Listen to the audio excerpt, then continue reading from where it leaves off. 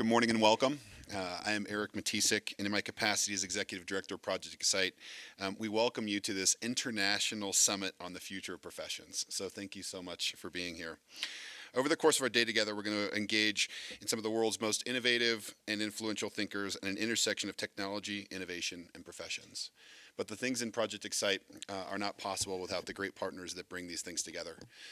Today, Zayo Group, Comcast, and Fidelity Labs have been founding partners to help support Project X-ITE, as well as a portfolio of amazing donors and partners to really bring the intersection of technology, innovation, and entrepreneurship alive on campus. Project X-ITE summits are really important because they take some of the biggest ideas that are in our ecosystem and really personify them in a way that we can have great discourse, discussion, and engage upon them in a really meaningful way. This discussion around the future of professions cannot be more timely. Just this morning, the World Economic Forum published a report that when we look at the computerization and the automation of jobs, when the things we take for granted, like loan officers, receptionists, paralegals, retail salespeople, and taxi drivers, there's a 90% probability that those will be replaced by automation in the coming years. And that's just the tip of the iceberg. So as we look at the opportunity around today's discussion of our professions, we couldn't be more excited to host this within Project X-ITE. As indicated in our program, we've organized the summit into 3 core panels today, which I think you can follow in your program. We're dedicated to examining how innovations in technology and design are altering the way we work, how we work, and who's actually doing the work. We have put these 3 panels into 2, we've broken up these 3 panels into 2 high-profile keynotes, one at the front end as an internationally recognized futurist, Daniel Susskind, about which more in a moment, and a second is our capstone at the end of the day, Ed Moran, the Executive Director of Innovation and Enterprise Solutions at KPMG. Why have we put the program together this way? Well, at Project X-ITE, we really want to harness all of the resources of the university to sit at the intersection of technology, innovation, and entrepreneurship. This was really brought together by our founding deans, and we actually have all of them here today. Dean Holston, Dean Kreit, Dean Smith, and also Dean Katz, I know, is in the crowd. Thank you so much for your leadership in bringing Project X-ITE to life. But also this has been brought together by deep support from the administration here at the university as well. Today with us we have Chairman Scrivener, Chancellor Chop, and Provost Kivestead, and thank you so much for bringing to light Project X-ITE. Project X-ITE, as we look at this interdisciplinary collaboration, it really brings together the academics units across the University of Denver. We have great support today. You'll also be hearing from Dean Shelley Smith-Acuna, as well as Dean McBride in our Graduate School of Social Work. And you'll really start to see the collaboration around this big topic, future of professions, in a way that brings together the university and really leads these panel discussions from so many different perspectives that it gives the breadth and depth of the importance of this topic. I've just given you a quick overview of today's proceedings, but let me introduce you to our Dean of the Law School, Bruce Smith, who leads the Sturm College of Law, to offer a few words to frame up the motivation for the summit and also to seek issues for the day. It's with great pleasure and great thanks, Dean Smith, for your leadership. The way we've broken apart our summits, we have a dean lead the discussion and lead the dialogue with his leadership and dedication to not only recruit some of the brightest minds around this topic, but to bring this to life. We're really honored that you're leading this today and bring you up to the stage.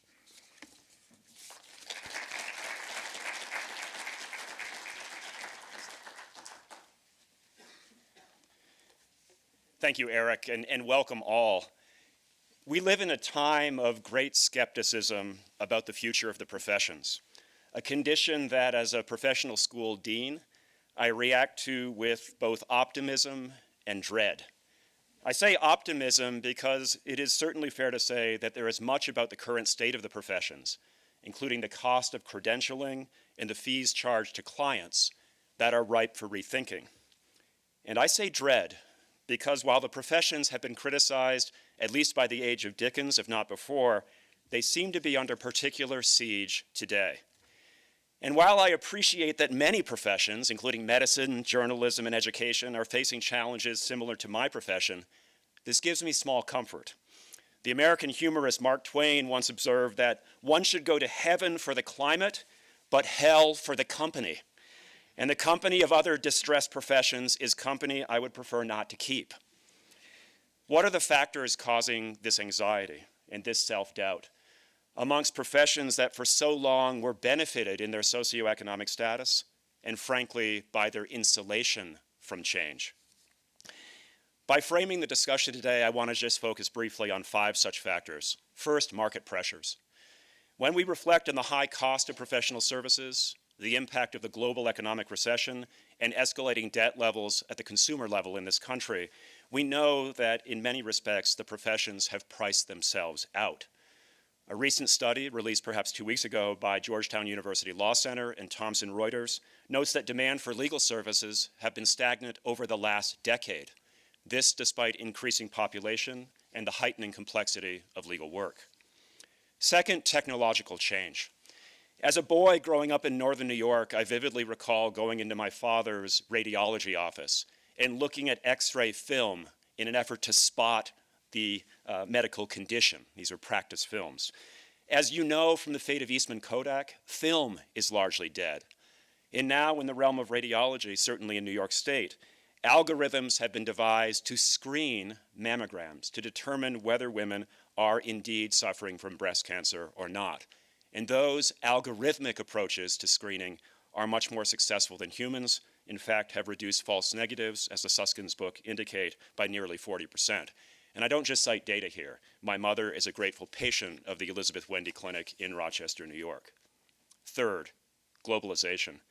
When I started in the practice of law with Ed Walters, one of our speakers today, associates at exorbitant cost, of course, spent years of their early legal careers reviewing documents in law firm war rooms. Now those documents can be digitized, sent around the world, and reviewed in Anglophone common law jurisdictions, whether in East Africa or in India. Fourth, information transparency. Professional services are what economists call credence goods, ones that consumers have to take on faith. But in our age of Craigslist or other online rating agencies, we now can scrutinize quality in ways we could not before. In essence, the rules or walls of self-regulation have now been breached. And finally, professional regulation. In the United States, if I own a dry cleaner, I can sell it to another business. If I operate a dental office, I can sell it to a dentist or to a private equity firm. But if I operate a law firm, I have to sell that firm to a lawyer. That's not the case in the United Kingdom. It's not the case necessarily in Australia, where in the latter case, those law firms can be publicly traded. Law firms in the United States, because of our mode of legal regulation, are starved of venture capital, hindered in their succession planning, and frankly limited in their ability to reach clients at the points where clients wish to be reached. What does that mean for all of us here, those who educate professionals and do so at the University of Denver? I think it's fair to say, as Eric suggested, that Project X-ITE is premised on 4 principles: interdisciplinary collaboration, the belief that students learn best by doing, the sense that we will question the very first principles, including what is a profession and whether we should have them, and finally, our desire to collaborate with experts and our communities to make those particular problems solvable for the betterment of our communities and for humankind. With that behind us, I want to introduce today's speaker, Daniel Susskind. As you will shortly see, Daniel is many things: interdisciplinary theorist, visionary, futurist, guru in the best sense, best-selling author, skeptic, occasional gadfly, and in his official capacity, fellow in economics at Balliol College, Oxford, with expertise in many fields, including labor economics and the impact of technological change on the professions. His best-selling book, The Future of the Professions, co-authored with his intellectual fellow traveler, Richard Susskind, inspired this summit, and I can tell you, over the next 45 minutes or so, we are in for an intellectual tour de force. Well, that was a wonderful way to start off the day. I think Daniel did a terrific job framing up the arc of what we're calling today the future of professions. And so as we discussed earlier in our opening remarks, we've broken the day into 3 specific components. And the first one we're going to dive deeper into is where we work. When we think about our workspace, and whether it's in academics, whether it's in our community, whether it's in our workplaces, the innovation and the activity that is pushing our workplace to open floor plans, moving the corner office, and really changing the dynamics of how we communicate within our offices is all around us. We have an incredible panel here on the stage. I'm really excited to showcase this panel moderated by Anna Ewing, who's was with the Office of Economic Development at the state of Colorado, and is also the executive director of the Colorado Innovation Network. And is also joined by Padden Murphy from WeWork, one of the fastest growing companies in the next generation of workspace in the world. Donna Flynn from Steelcase, who Steelcase leads the innovation around the future of office furniture, office workspace, and has one of the foremost research facilities in Grand Rapids, which we're really excited to hopefully visit here very soon. And our very own Dean Shelley Smith Acuna from the Graduate School of Professional Psychology. Please join me in welcoming this star-studded panel, and we'll dive right into where we work. Thank you, Eric. Good morning, everyone. Excited to take the context and the background that Daniel laid for us this morning and explore what that means in terms of the where. Physical constructs, virtual constructs, where we do the work of the future is a fascinating opportunity and thread to consider, and I think we'll have some really unique perspectives with our panelists today. Eric provided the introductions, but first I'd like to ask each of you to share just a little bit more around the seat that you're sitting at on this particular topic and what brings you into this discussion today based on the work that you do. Padden, let's start with you, please. Great, thank you. And thank you everyone for having us. Thank you, Daniel, for allowing us to pepper you with questions.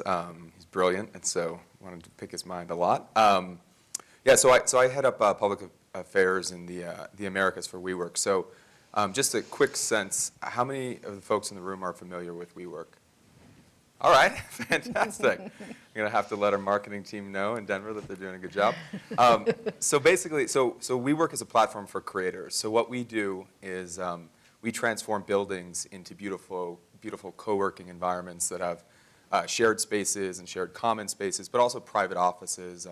But the whole idea of WeWork is that we provide you the space, services, and community so that you can make a life, not just a living.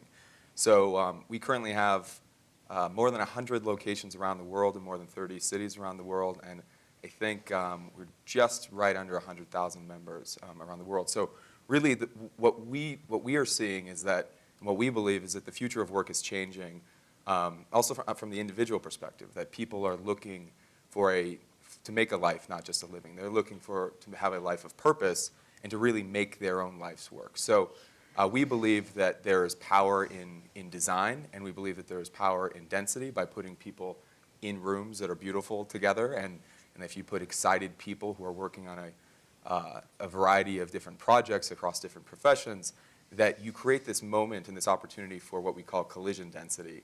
And then it basically enables serendipity to happen. So whether you are a startup or a freelancer or a small, kind of mom and shop business working out of WeWork or a Fortune 500 company, we basically give you everything that you need to pursue your life's work. And in that process, you will meet all these amazing people inside of your community, and then you have access to the 100,000 people around the world through a digital platform. So we're really believing that the future of work is in the future of cities, and that by bringing people together, we can really do amazing things. Thank you. Shelley? Yes, well, thanks also for having me today, and thanks, Daniel, for the presentation. It's so thought-provoking that I was sitting there thinking, gosh, I feel like my head's about to explode, and then I wondered if artificial intelligence, if computers ever feel that their heads are about to explode. I don't think so. So part of the struggle, well, I'm a clinical psychologist, and again, I'm the dean of the Graduate School of Professional Psychology. We train doctoral students for clinical psychology, and then we have innovative master's programs in forensic psychology, international disaster psychology, and sport and performance psychology, as well as a master's online in sport coaching. And we are really wrestling with so many of the questions that were presented in the talk today. That's where the head exploding is coming from, I think. While I'm saying that we have these innovative programs and we're really dedicated to using psychology to solve problems and meet very pressing, relevant community needs, the foundation of all of the work is extremely relational and really based on, at its foundation, a pretty traditional clinical model that's bounded by privacy and confidentiality. So when you talk about where the work takes place, whether it's going to be in a forensic setting or in a sport and performance setting, as well as a traditional psychotherapy office, you're assuming that you're trying to have a relationship with a client that is private and confidential. And that workspace is fairly traditionally defined then. And in particular, if you think of your traditional psychotherapy office, you have a private waiting room, you have a one-to-one, again, completely private, confidential, personal relationship, conversation with your therapist, and then you leave in a hopefully, well, the best practice is that you leave in a private exit. And so it's so private that nobody sees that you're there, nobody knows anything that was said there. Well, now if we think about these innovations, whether you're going to do virtual therapy sessions, knowing how do you protect that confidentiality? It's one thing if somebody's dog is in the room, but what about their partner walking by if you're doing this kind of consultation? There are so many issues coming up with how you really transform that work into a new setting, and that doesn't even get into the artificial intelligence approaches to what psychology can do. So I know we're going to discuss a lot of these questions, but certainly in my role as dean, both training students but thinking about the future of the profession, these questions are incredibly relevant and alive right now. Thank you. Donna? Great. Hi, I'm Donna, and I'm the Vice President of Workspace Futures at Steelcase. And if you ever read about Steelcase in a newspaper article or any print or digital print, you'll see Steelcase as called the world's largest furniture maker. So indeed, we do make furniture, but the way we talk about our work is we want to create great work experiences for people wherever they work. And we really firmly believe that space and the physical space that we move through shapes behavior. Now, I lead a research team at Steelcase that's about 20 strong. We're spread across Grand Rapids, Michigan, Munich, Germany, and Hong Kong. And we do work globally. We do research globally. Now, I'm an anthropologist by training. I have a PhD in anthropology, did a very traditional program. Never in my life thought I would be doing what I do now. So that in itself is a statement about our professions and how we choose to become skilled at different things and then can apply them in different ways. So my team of 20 people is a good mix of psychologists, technologists, designers, and different kinds of researchers. And we dig into all kinds of questions about the future of work. Steelcase is a very future-oriented company. They're very people-centered. So it's no mistake that they have an anthropologist leading their research team. So we do a lot of work on technology. Right now, we are working with MIT Media Lab on a number of affective computing projects. We are digging into AI in the workplace and what the future of that is going to be. We're very active in building Internet of Things in physical workspaces. So what Daniel called that pervasive computing, which is actually going to be very pervasive in our environments. And so we're tackling and thinking through these questions every single day. But one thing we do believe is that work is human and work is social. And I don't want us to forget that element because we're always going to have our human, social, and cultural elements about us. So I hope we get into some of those conversations today. Well, let's start there, and that's a good segue. Daniel also mentioned the two futures that he foresees, one being a more efficient model of effectively what we have today, aided by technology and innovation, and another being technology and digitization really taking over a lot of the tasks that traditionally have been done by the professions. So in light of that, what is the role of spaces and placemaking for work when we think about those two futures? And I know a strong philosophy here that I believe is shared by all of you is that the design of those spaces really influences human behavior. So Donna, what's your perspective on that? Yeah, I think it's a question that we're all asking right now is how are our physical environments going to change to really adapt to all the different kinds of work we're doing, both physical and digital. One of the things that Daniel didn't mention, which is actually exploding on the market right now, is virtual reality and augmented reality. And so we believe that a lot of our workspaces are going to become more virtual, that these connected communities of experts that Daniel talked about, which are going to grow, are often going to network and connect in virtual spaces. And so if our task-based work is moving to virtual spaces, what does that mean for our physical environment? And again, we think a big thread of that is going to be the social and cultural. And so how can you build physical environments that help to develop community, that help to embody culture and shared purpose of these communities that are coming together, and that really help to build trust? Because we know from past research, and we are predicting in the future, effective communities are based on trust. High-performing teams are based on trust and the ability to communicate effectively. And trust can be more effectively built in physical environments than in virtual environments. There's going to be some changes with that, but it's still going to be persistent. So I think we're going to see the nature of spaces changing as the nature of work changes and the tasks change. So still a role for those physical spaces, but evolving as the economy and the work. We are physical beings. We are human physical beings, so we're always going to need those physical spaces, despite our cyborg qualities. Yeah. Sure. Pat, let's dive into that. Obviously, that WeWork is focused on an element of that philosophy as well, obviously by the expansion and the investment that your organization is making. But this concept of community and what happens when those collisions take place, the friendly friction, as our Governor Hickenlooper so often talks about. What's your thoughts on that and how that really drives productivity, again, in light of some of these big shifts we're seeing due to technology? Yeah, so it's interesting. So like when Daniel was talking, he referenced the quote of you can be really smart in a different way. You can be smart not like us.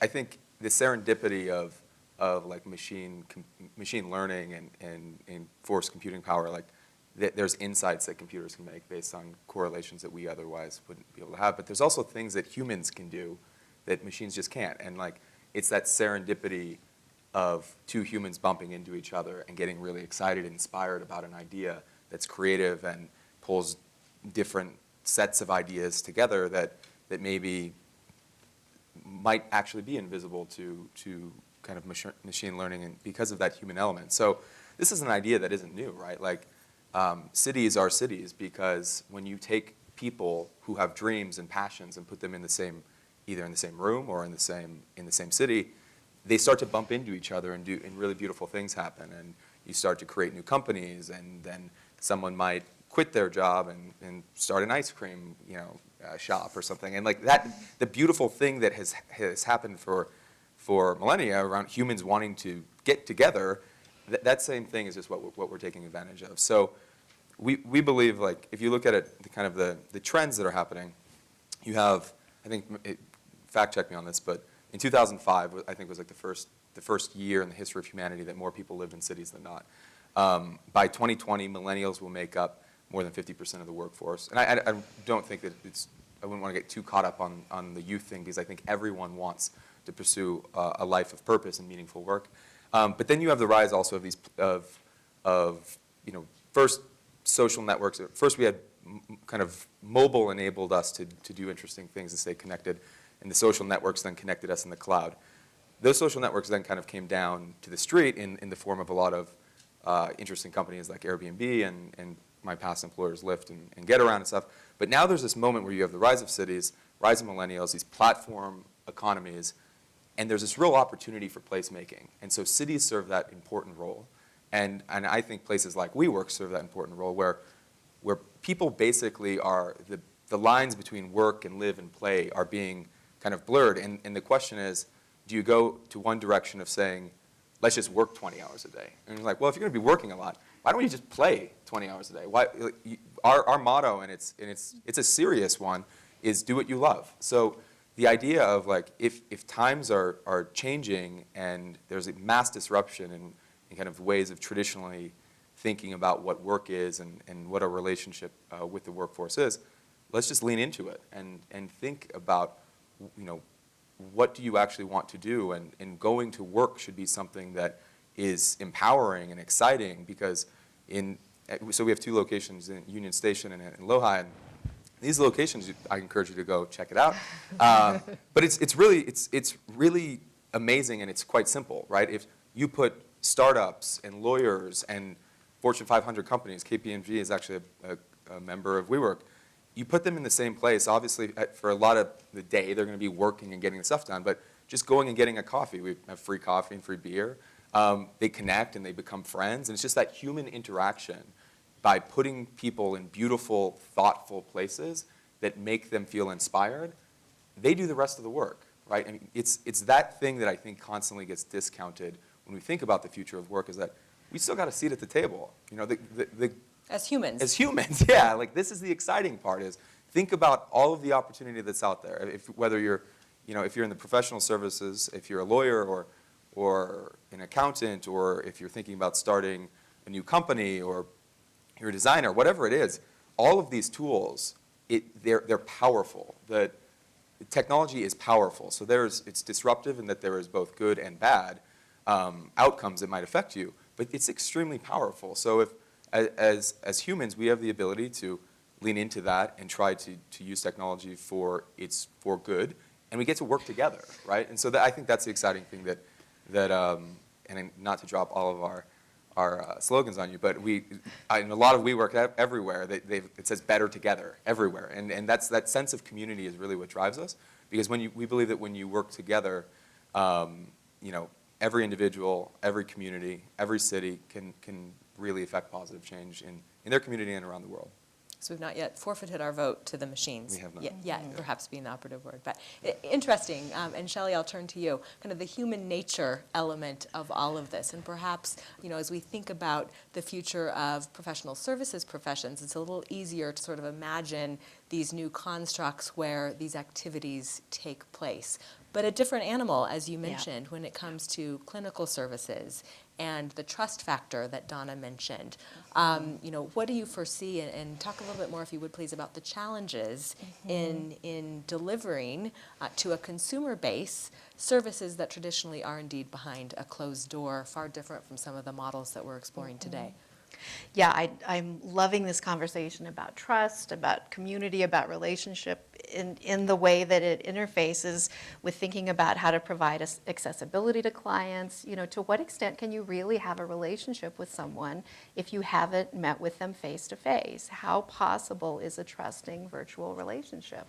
Well, there must be some possibility for that. We use them all the time, but to really discern, do you have to have had a personal face-to-face relationship with someone before you can trust them virtually, or can you actually set up these relationships from the start digitally? There's a lot going on in telemedicine, telehealth, saying, if you consult with someone by screen and they're an expert, you ought to be able to take advantage of their expertise. It's certainly more cost effective. You're going to increase accessibility. You're going to not just provide services in cities, but be able to target rural areas. There clearly are so many advantages, but does that really work? If you have the choice of seeing a professional by screen from the comfort of your home or going to their office, what's more effective? What really works? I think we don't have answers to those questions. Part of the presentation, though, it can really blur into lots of areas. I had seen a presentation by the Department of Defense using completely digital therapists. So therapy by avatar, where maybe you don't even need the human being, and boy, that's going to be super convenient for everybody if all you need is your screen. And of course, as a clinical psychologist, I found that horrifying. That don't you need the human connection. One of the studies that they were talking about at this conference said, well, actually some of the service members preferred the avatar to a person who was there at the base because they were more comfortable. There was less of a sense of shame or fear or human, than there was in the human connection. And so it raised so many questions. Well, yeah, maybe you are less fearful dealing with someone digitally than you would be personally in terms of that social phobia. Is that still a good thing? Do we want to promote that? Do we want to really make that easier? I don't know the answer to those questions, but I think, it's not just about space. We're talking about space, and we very quickly get into the human elements of trust and connection and relationship as we're designing these spaces. Well, and I think we're so quick to think in extremes oftentimes, and even looking at the list of organizations that Daniel projected that are driven by a digital solution platform, whether WebMD or LegalZoom or eBay, what have you. But perhaps it is a hybrid where there is a role in this future for the physical space that complements virtual spaces and other ways that we connect. And I know, Donna, you have a perspective on that. The role of the office space is very relevant as we think ahead. For one reason, talent and engagement and providing a hub to bring together workforce in more engaging ways. But tell us a little bit about your thoughts of this office space and what role will it serve in light of all this going forward. Yeah, we get the question a lot because we build office furniture and physical things for offices as well as digital things that, well, are there even going to be offices in the future? Why would there be an office? We could do our work anywhere. And that's been true for some time now. I lead a global team, and I live in Nederland, Colorado, an hour and a half from here up in the mountains, in a home office. And, I can do my work there, but I do need to travel because I do need to build relationships, and I do need to engage with people in different ways. And so our perspective on offices of the future is that they're actually going to become much more hubs of culture for organizations to bring people together to build those relationships and to build that trust and to reinforce shared purpose and to make really complex decisions together. Because it's still, in the future, there's going to be more and more of these wicked problems that are highly complex, many different variables that are going to require many different disciplinary perspectives and many different types of experiences to solve. And so you're going to have teams of people coming together to solve these. And so we don't think offices are going to go away. We do think that they're going to play more of a role in building these social relationships. We actually see this already happening right now. There's a trend in the industry right now where large organizations are getting rid of desks and meeting rooms and putting in more and more social furniture. So lounge areas, cafe-style areas, bar-style areas, areas that can host people to come together, have serendipitous collisions like Padden is talking about, and to engage in informal ways.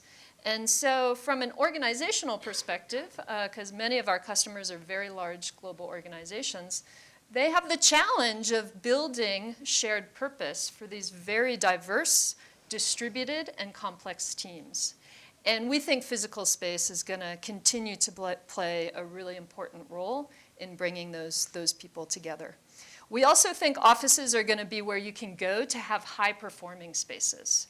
So using technology to help you be creative, to help you connect the dots of information across large organizations, to challenge you to think in different ways, to provide you personalized spaces, whether you need a quiet space to sit and focus, or whether you need a creative space to collaborate with other people. That it will be the high-performing spaces in the offices that you're not going to find in the corner cafe or in your home office. So there will be a growing ecosystem of spaces, and I think that's why it's great that Padden is here, because we also recognize that work is happening in many different places, and these ecosystems are going to grow in complexity. So people coming together, but with the benefit of space that's designed specifically for those high-touch, high-value-add activities, decisions, team-building exercises, et cetera. Absolutely, yep. I have a couple examples on that I think it might give perspective that is like a real life kind of fun story. So, first with a small organization. So, and this example is not actually based in LA; it's based in Denver, but it's this great story, and I loved it. This husband-wife team had a small immigration law firm at one of our locations in Los Angeles, and there's the actual physical community of the one WeWork location that they're in, and they met all of these friends, and they just by chance met these designers because they posted on the digital board and said, hey, we're looking for a design firm to help us make a logo, and then they became friends, and they designed the logo and became friends. Then that design firm won a contest to go to London for some sort of design contest. Was based in the WeWork in London, met all of these different organizations that were like, hey, we're hoping to come to the United States. We don't quite know how to do it. Immigration's a tricky thing. And they're like, hey, we know these guys we just designed a logo for in LA. And so all of a sudden, all of these like business development leads started coming to this couple that was based in LA. And so this was like really this kind of amazing serendipitous moment that was very specifically because of that between the four walls, right? However, that same company then, because once you realize how it can work, if you start to think about the question of like, how can we actually use data and technology to actually advance these things, that same couple, when they started doing more work around the country, they really started using the actual digital platform to network with people. And if you're a two-person law firm and you're going to Chicago or to Boston, all of a sudden you enter into a city where you maybe didn't have any friends or any networks, but you're in this shared community, and it's the technology that actually knows that you're there, knows what industry you're from, and knows who inside of those physical spaces could actually maybe be interesting to get a drink with or at least talk to because they're in a shared space. And some of that is human-led. So you'd actually say, hey, I'm coming to Chicago, or you join a group in that. But there's also opportunity, obviously, to use machine learning and predictive analytics to kind of nudge you towards serendipity, right? The benefits of your member card, for lack of a better. Yeah, exactly. And so it's that there's the serendipity that is truly serendipitous, and then there's the serendipity where we lean on technology to nudge us towards those outcomes. And so I think that increasingly the power of space is to those bonds that we're talking about, and to get inspired and work in a smarter way. And then, of course, it's totally possible to go to work from your home office, and I'm sure we'd all love to be invited to it at some point. It sounds like a lovely place. But yeah, I think it's not an either or. I think it's like a yes and in most cases. Let's shift gears a little bit. I'd like your perspectives on the role of workspaces and placemaking for work with the war on talent. Recruitment, retention, we know we have a real gap here in the U.S., and as educators and as business people, we're constantly looking at ways to solve that and close the needle in a little bit more. Employee engagement is not great. What does space do to that and our ability to compete, both as a marketplace, but also individual organizations in attracting and retaining a talent pool? I could answer that instead as an academic, because I keep Please. sitting here listening to this, going from my academic hat to my clinical psychologist hat. When you were all talking about shared space, I was thinking about recruiting students as well as recruiting professors, actually. And recruiting professors is easier when you have really great students, and recruiting students is easier when you have spaces that really appeal to the students. And so I was thinking immediately in this conversation, for example, of our Anderson Academic Commons here. Those of you, if you are not familiar with DU, if you should ask to take a tour of what is formerly known as the library. If you ask anybody where the library is, we don't call it that anymore. It's now called the Academic Commons. And that idea of a flexible shared workspace that is so attractive to students. And it's not when you think about making space attractive to students, the classic that you would hear in higher ed is about, oh, those spoiled, entitled students who need a climbing wall. Why do you need a climbing wall in college? This really shows you a well-designed space is functional in so many different ways. And that's part of what does attract students to the community here, that you have the cafe space and the meeting space. And my generation, you don't think about taking your coffee and your muffin to the library. You have to leave the food outside. But that this is completely different, that it's a place to congregate, it's a place that's exciting, you can see ideas being exchanged, and the better that works, the better faculty we're going to get. Well, and I think that's true for larger enterprises as well, right? So I think currently at WeWork, maybe like 20% of the Fortune 500 currently are WeWork members in some form. And there's a lot of economic reasons for why that makes sense. But it's also just, people, and again, I think people focus on millennials, and I think it's unfair to everyone else. I think people want to have a sense of purpose, of shared mission with the people that they're working with, and that they wake up and feel inspired by the thing that they're going to go do. So I found myself just recently talking to a lot of students coming out of undergrad, and I always ask them, like, what would you do for free? Obviously don't tell your employer that, but if you could trick them into letting you do something, that you'd actually just do it for free. Like, what's the thing that on the weekends you would do and the projects you'd pursue?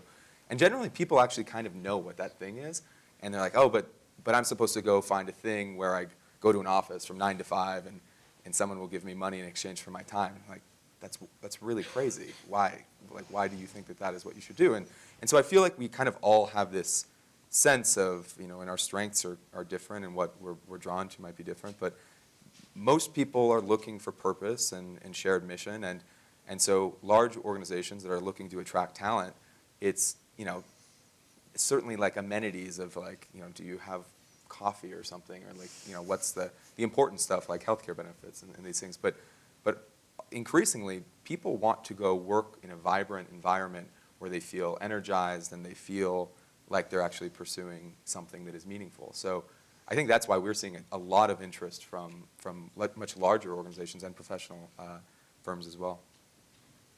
Yeah, just to build on that, I think a lot of our customers are facing this challenge of attracting talent. It's a big theme right now. And we like to really talk about the importance of providing your workers or your employees choice and control. Choice and control over where you work based on what you need to do and who you need to be with at that time. And so over the last 10 years, we've seen this big swing from private offices to the open spaces, cubicles, or open space benches. And we believe now the most important thing to think about in your landscape of spaces is diversity of different spaces. What's the ecosystem of spaces? We all need private time, we all need social time, we all need collaborative time. And so if you can provide the right landscape of these different spaces to do your work, then any individual, whether that's a student on a university campus or a doctor in a hospital, or a corporate worker, can choose based on what they need to do at that time. Because one of the core things of this flexible work that we live today is that the individual is mostly choosing what they're engaging in at that moment and owning their schedule over a day. And based on what's on your schedule, the needs of your space are going to vary.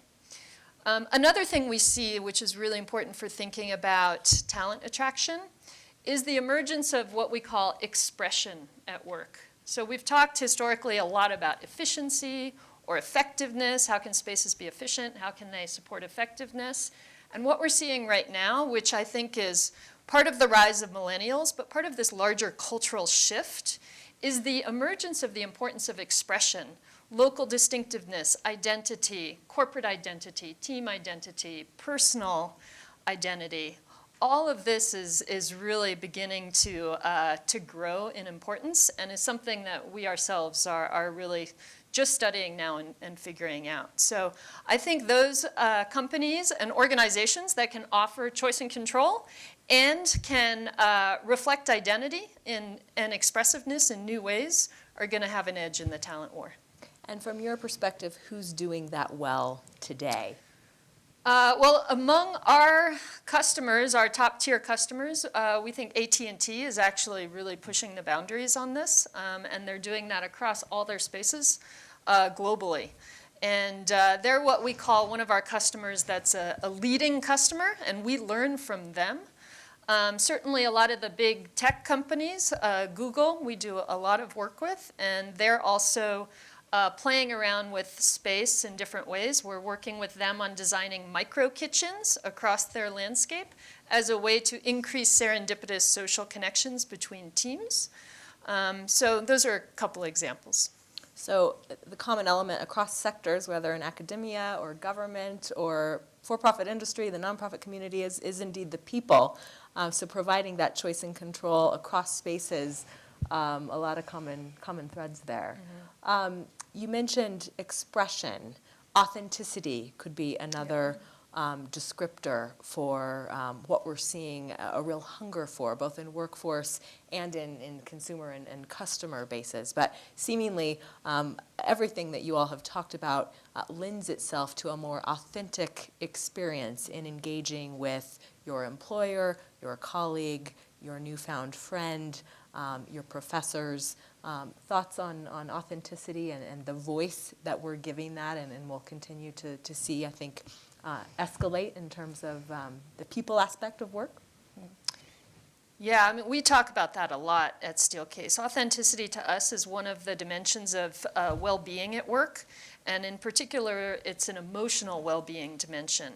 So I think it's part of what we've seen as the rise of the importance of emotions and recognizing the role of emotions as humans across all elements of our life.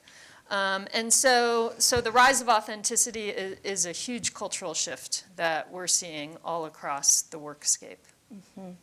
Yeah, and that's why I love this conversation, because it's confusing to me. Because when I think about technology and psychology, and then I think authenticity, I think technology is going to take the authenticity away. It makes things routinized and mechanized, and it's about forms and checklists and addressing symptoms, and a computer could help you with that more than a person.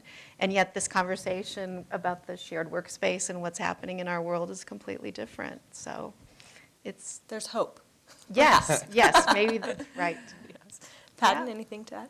Yeah, no, I mean, look, I actually just internally at WeWork, authenticity is a core theme of what is communicated from the C-suite down and across teams, that we believe in that everyone should have their authentic voice and that everyone should be living an authentic life, and that it's in the diversity and inclusion of many different types of people from different places with different types of ideas that you create this really robust environment that beautiful things come out of and new ideas come out of. And that's essentially, that's kind of what gave birth to WeWork. Was the founding story is actually a really interesting one.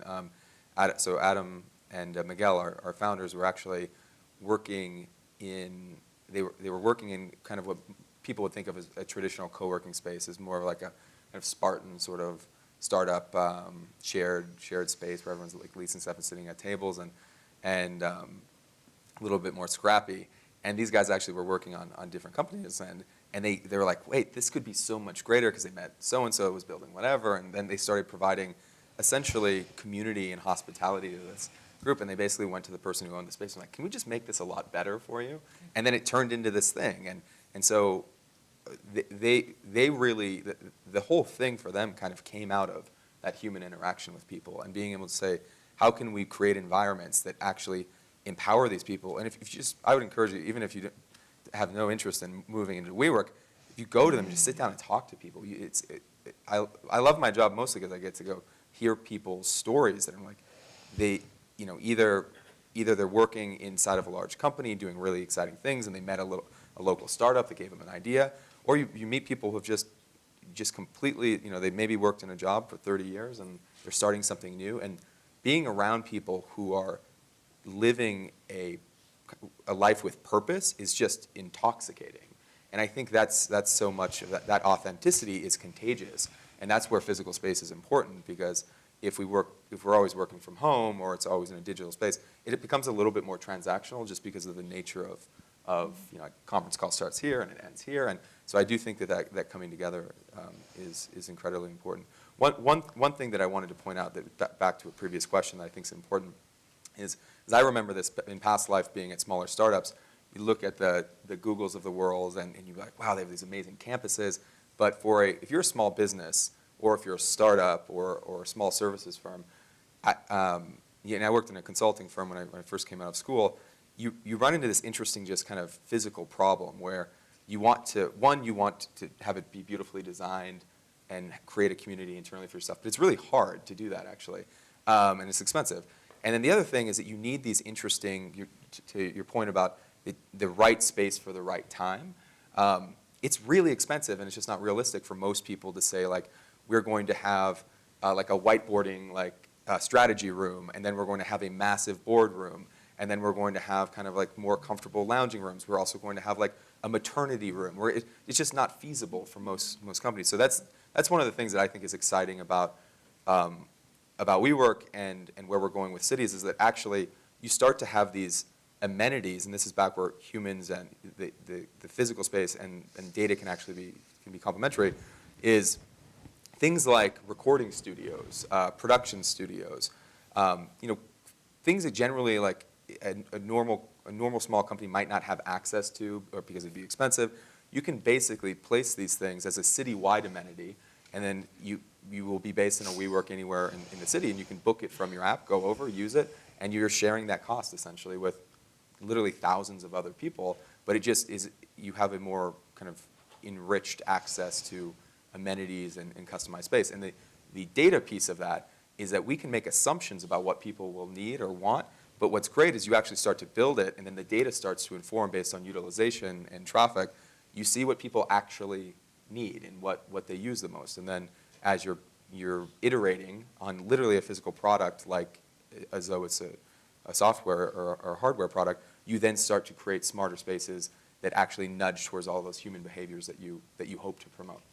Which might be an avenue connecting the well-being aspects that you mentioned with services, physical, mental health, emotional health that might be available through some of these new sort of constructs of virtual space and physical space. It's interesting to think about. Well, I want to make sure we leave some time for the audience to ask some questions. But before we do that, I would ask each of you, what is the top takeaway around workspaces of the future that you would like to impress upon our audience? Donna, we'll start with you. Yeah, I guess my top takeaway isn't so much around workspaces, but work itself. And that is, we have a lot of customers come to us, lots of leading executives, and they say, you guys have to help me build a learning organization. Because they know that as the complexity increases, as technology continues to exponentially grow, as notions of value change and work changes, that they need to hire people who also can rapidly change, can adapt, can evolve, can learn more quickly and more fluidly. And so I think that's true with our spaces as well. I think we're also going to be building spaces that are learning spaces, and that I'd rather reframe this future of technology at work around how can we all be more agile and learn in new ways in order to continually seek potential in our lives. Thank you. Yeah, and I think for me, the takeaway is really thinking in new and creative and different ways about how to serve the needs of our clients. And so thinking about, as a psychologist, what's really going to provide effective, accessible care that is high quality and takes advantage of some of the new technology. And we didn't get into a lot of the discussion today. A lot of what's happening in my field is just discussion in the profession about regulation and how do you provide safety and how do you, it's not just about accessibility, although all of this creativity is really interesting and exciting. Talking about meeting people's needs means thinking about these regulations and profession as gatekeeper, and there's a lot to think about. Quality and safety, particularly around patient considerations. Yeah. And privacy. And, yeah. Yeah, so I'm going to pander to Denver. But so I'm from Montana. So I'm from a relatively small town, and I've spent a lot of time living in cities. So what I loved about where I grew up was the sense of community, and that I felt like I was part of, I had kind of shared commonalities with the people in my community, and there was a sense of pride and connection. What I love about cities is the abundance of opportunity and energy and creative ideas that are swirling around and bumping into each other. And so I think what's exciting right now, and I would say that the conversation on the future of work can go in a really positive, kind of an optimistic and really pessimistic routes. And I would say that the most important thing, at least I'm an optimist, I believe that these changes are powerful.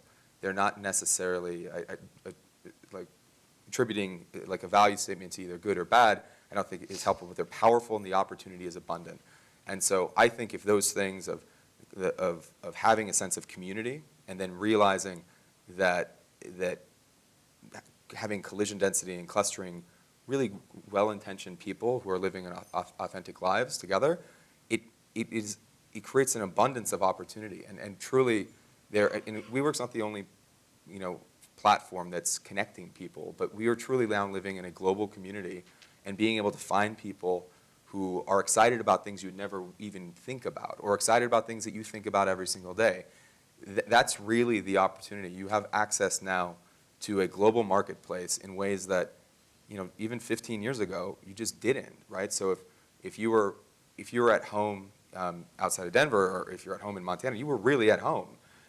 So what's exciting now is whether, and I have a pitch for WeWork, but I think it's that global community that whether, if you have a tight bond with the 1,500 people in your WeWork in Denver, but then knowing that you have access certainly to the 100,000 and 100 other locations around the world that you can pop into, but that there are also all these other platforms that kind of open the world of opportunities and literally the world of fellow humans up to you. It's an extremely powerful moment, and I think I'm an optimist because I think that everything that is good about communities and about people is actually what guides these conversations, and why, again, we have a seat at the table. I think why we will continue to be empowered by technology and face those challenges, hopefully with hope and optimism, and create new beautiful things that we could never even imagine. Interesting, all very human-centric observations, learning, client, patient experience, and connection globally, and optimism. So we have time for a few questions for our panelists. Yes, sir. My name is Tom King. I'm here at the University of Denver. Was curious how, just what your experience is, how that would translate to, let's say, the K through 12 classroom there. It seems like that's a 19th century model, and you're talking about these amazing collisions and new ways of building that. If you could, just sort of some models, some things that would translate to updating our classroom or learning environment. Yeah, I can talk to that because we actually do a lot of work in K through 12. So we have a concept around supporting active learning. It pursues a much more experiential mode of learning. So the importance of teamwork in classes, whether that's in elementary school or high school. And so we design classrooms for students to be able to quickly move from, say, a lecture mode to a small group mode. And we have designed very flexible ways for that furniture to easily be fluid within a single space.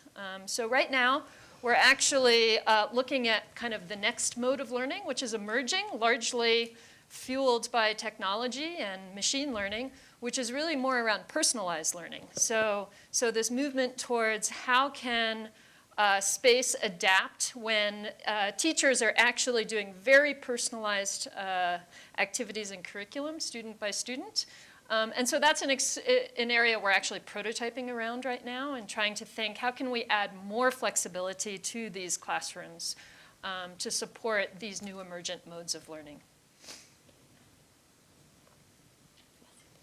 So I just wanted to start off by saying that everything you're describing, kind of the benefits of the social spaces and the collaborative learning, really resonates with me because I get to experience that firsthand every day. I work in a tax technology group for KPMG Ignition, which I think WeWork might be the mastermind behind, but completely reflects all the concepts that you're talking about. And I can tell you that the motivation behind developing this space the way that they did was to encourage the very long work day, right? So to encourage us to stay late and to come early and to want to be at work, to want to be at that office. And in a way it does, but in another way I think that that almost contradicts another trend that I see rising, specifically in millennials, but that also might not be a fair pigeonhole. And that's the rise of the digital nomad, the decline of the 40-hour work week. So people wanting to travel more and be, I guess, a laptop entrepreneur. So I guess my question for any of you is, posing those two trends against each other, do you think that they relate, or do you think that the rise of one is going to lead to the decline of the other? I think they're totally complementary. I think they're totally complementary. So whether you work, so an example, so Microsoft is a WeWork member. They gave 30% of their New York workforce. New York has like 35 WeWorks across New York City. They have like 30% of their workforce WeWork membership, so that they can basically, it's called City as a Campus model. But they also obviously have campuses, and certain are customers of Steelcase, and they. So the thing is, like, all of the things can be true, right? Like, it can be true that at a certain size, an organization is going to need actually maybe its own campus. It can also be true that there's benefits to being able to work out of different smaller communities that have shared purpose. And it can also be true that maybe an individual either maybe they don't want to travel, but they want to be home wherever they're from, and that's empowering. Or maybe they want to go travel. And work a little bit. That also might change as well. Like the notion of sabbaticals might change, and then it's like, I want to ratchet down a little bit, and I want to go travel. I'm still going to work, and you could work out of coffee shops, but you could also work out of WeWorks anywhere in the world, or out of homes, for that matter. But I think that these things, back to the point of, because of connectivity and because of the global nature of our work now, the work, life, and play are all blending together, and so the notion of making decisions like this hour to this hour, the reality is we don't even really have that choice anymore often, right? Like, you're working often with global teams, even if you're at a small company that's localized. So I think all of those things can be true, and it's hyper complementary so long as it's designed with purpose and with the human in mind. A couple more examples of models that are emerging, physical models to support that kind of digital nomadism and teams coming together. In Europe, we're beginning to see large companies share office buildings near airports. And so they will have their own dedicated, KPMG offices and whatever offices, but they're sharing social and really kind of food spaces. So they'll share a cafe, they'll share lounge spaces. So it's an interesting model because they'll have their corporate space, but then they'll have kind of their shared space for collisions, and they're being built right next to airports to support a lot of those traveling workers who are going in and out and need to come together. In Japan and other parts of Asia, we're seeing hotels emerge that are work hotels. So they're hotels to host these global digital nomads who are coming together to work in teams on projects. And in these hotels, they have workspaces, they have food, they have social, and they have hotel rooms. So lots of different physical models are emerging around supporting those two threads coming together. We'll do one more quick question. Yes. Your comments about how when different people come together, sometimes across businesses, across industries, and that creates ideas and energy and all these things, that really resonated with me. And I wonder if you could take a moment to talk about that in the context of those who are educating future professionals, because I think, here at University of Denver, for example, we're very lucky. We have this gorgeous campus.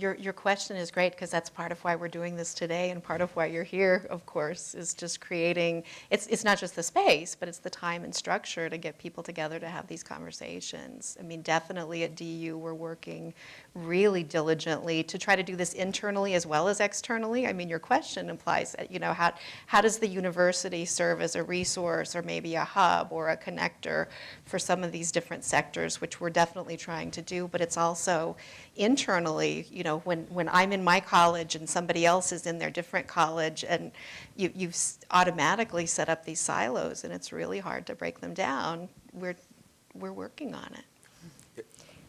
Oh, I was going to say, on personal experience, I think, and this is what Eric is leading on, it's that actually learning by doing is the most important thing that you can do. And then the way to make it cross-functional or interdisciplinary is just learn by doing with people in different, and work on a project with someone who's coming from a completely different perspective, and it just blows your mind. You're like, wow, I'm not as smart as I thought I was. You were thinking about this in a brilliant way. The diversity piece Yeah. as well. Well, that brings us to time. If you have questions that you didn't have opportunity to ask, please connect with our panelists afterwards. Donna, Shelley, Patton, compelling perspectives as we think about the future of work. Thank you so much. Please join me in thanking our panelists. Thank you. Thank you.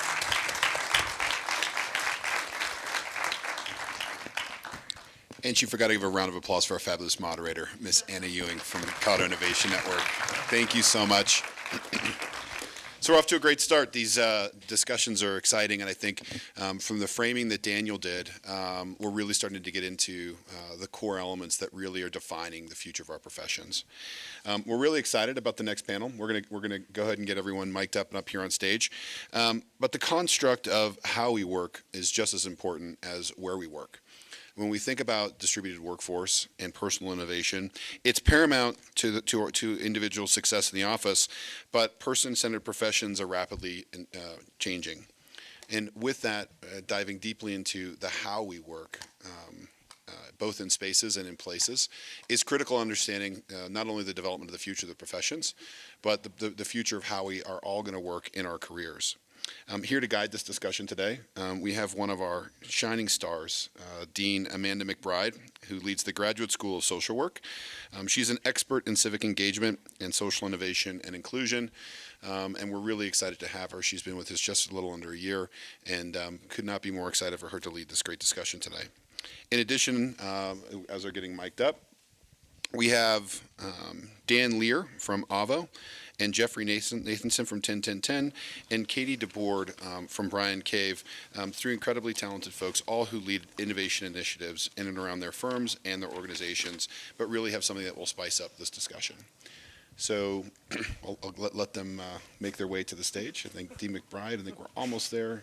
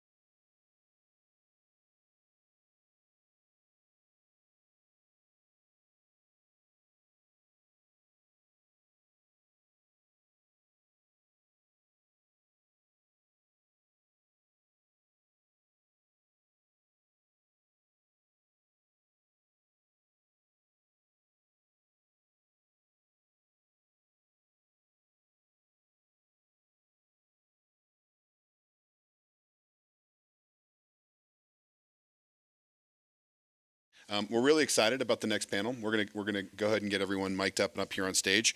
But the construct of how we work is just as important as where we work. When we think about distributed workforce and personal innovation, it's paramount to individual success in the office, but person-centered professions are rapidly changing. And with that, diving deeply into the how we work, both in spaces and in places, is critical understanding not only the development of the future of the professions, but the future of how we are all going to work in our careers. Here to guide this discussion today, we have one of our shining stars, Dean Amanda McBride, who leads the Graduate School of Social Work. She's an expert in civic engagement and social innovation and inclusion, and we're really excited to have her. She's been with us just a little under a year, and could not be more excited for her to lead this great discussion today. In addition, as they're getting mic'd up, we have Dan Lear from AVO, and Jeffrey Nathanson from 101010, and Katie DeBoard from Bryan Cave, three incredibly talented folks, all who lead innovation initiatives in and around their firms and their organizations, but really have something that will spice up this discussion. So I'll let them make their way to the stage. I think Dean McBride, I think we're almost there. So I will turn it over to Dean Amanda McBride, and I'll let her take away this discussion. And so thank you, and please enjoy. Thank you. Good morning, everyone. I'm delighted to be here, and I'm delighted to be a part of Project X-ITE. I want to underscore why this is important for us as a university to have an initiative like this. Project X-ITE has put innovation in front of the deans, ensuring that we are thinking carefully around where we work, how we do our work, and who we do our work with. And we've done that through the lens of different topical areas: mental health, cybersecurity, social entrepreneurship. And today, we take more of a meta-analytical perspective around the professions. I'm delighted to be a part of this conversation, in part because this is what keeps me up at night. I share my colleague Dean Smith's concerns about our future, and yet I'm quite optimistic. And I can give you just a brief glimpse into my past week. I had an 82-year-old alum who does client work, counseling. She told me, I need to learn how to Skype. My clients are demanding that I have check-ins with them in between sessions. They're asking that I actually text them reminders or summaries of the things that we've discussed. I had another alum who is part of a Gates Foundation initiative to evaluate the deployment of one of their innovations across all inhabitable continents. And she said, they don't want us just to talk to people. They then want us to do computer simulations on where the innovation breakdowns may be. I had a faculty member submit a proposal to me around diversity and inclusion and teaching that within organizations, not through a workshop format, but instead through an app that could provide real, live challenges in their day-to-day work environments, not just removed in a workshop. So I am delighted to be here. I'm delighted that we have this panel. We're also, from a meta-analytic perspective, a challenge of how to set up panels when you don't know who one another is. So we have communicated by email, including just this morning, with Jeffrey. We're delighted that you're able to join us. We've decided to structure this in a way that, much like the previous panel, we have a range of questions that they will address, but then we want more of an exchange with the audience. One of the things that I found, and I hope you have also found this in reading their bios in the program, is that each one of them is themselves a professional boundary spanner. And so as they themselves hold such dubious titles as Chief Innovation Officer, or I think gadfly, thought leader within a company. So I've asked them in their introductory remarks to say a bit about their pathway to becoming a professional boundary spanner, because each of them was trained within a distinct discipline within a distinct profession, and yet that's not where they find themselves necessarily in their day-to-day work. So with that, want to get us started, Katie? Sure, and I think that's right. I had a very meandering career path. I actually started my career working for the CIA as an analyst, and I got there as a result of a bet that I had with some of my friends when I was in college, and on my way for an internship in DC with Senator Hank Brown at the time. And I found myself, the next year working for the CIA and learning far more about the world and our foreign policy and its limitations than I would have ever anticipated. And you know, from there, in thinking about how I landed on this role, I think my experience at CIA was actually very pivotal because I learned in that job that even if you're very young and unexperienced, you can change things. You can identify things that can be changed or should be changed, and you can actually affect that change. And what I did was I identified a very bizarre organizational structure between a team that was issue-focused and a team that was country-focused. And I went to my chief and said, these two teams should be combined because they're not communicating to each other, and we're getting this very odd, these odd intelligence reports coming out of it. And the answer, the question went all the way up, and the answer was, yeah, you're right. And so at 20 years old, I saw a reorganization at the CIA, as a result of one of my suggestions. And I think honestly, it empowered me to assert myself and change things when I felt like they needed change. And from there, I went into law school, and I learned the importance and value of tech in the practice of law and really, I think, anything. And I practiced as a commercial litigator for 15 years. And through that time, really started paying attention to innovation in the practice of law.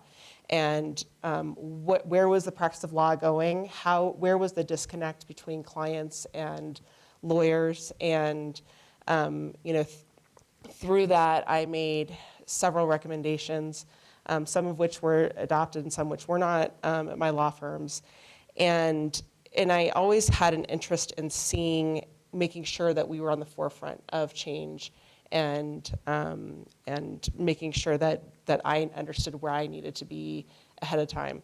And so ultimately, my law firm redid its strategic plan, named innovation as one of its top 3 priorities, and asked me to lead the innovation strategy for the law firm. And what that would mean is that I would step away from my practice completely and run the innovation program full time. And it also had no other boundaries. There was no limitations. It had many, many tentacles, and the tentacles keep growing. But I agreed to do it ultimately because for me it was a left-hand turn, and I'd been taking left-hand turns my entire career, and I'd been empowered to do that by good mentors, and here I am. Left-hand turns. Jeffrey.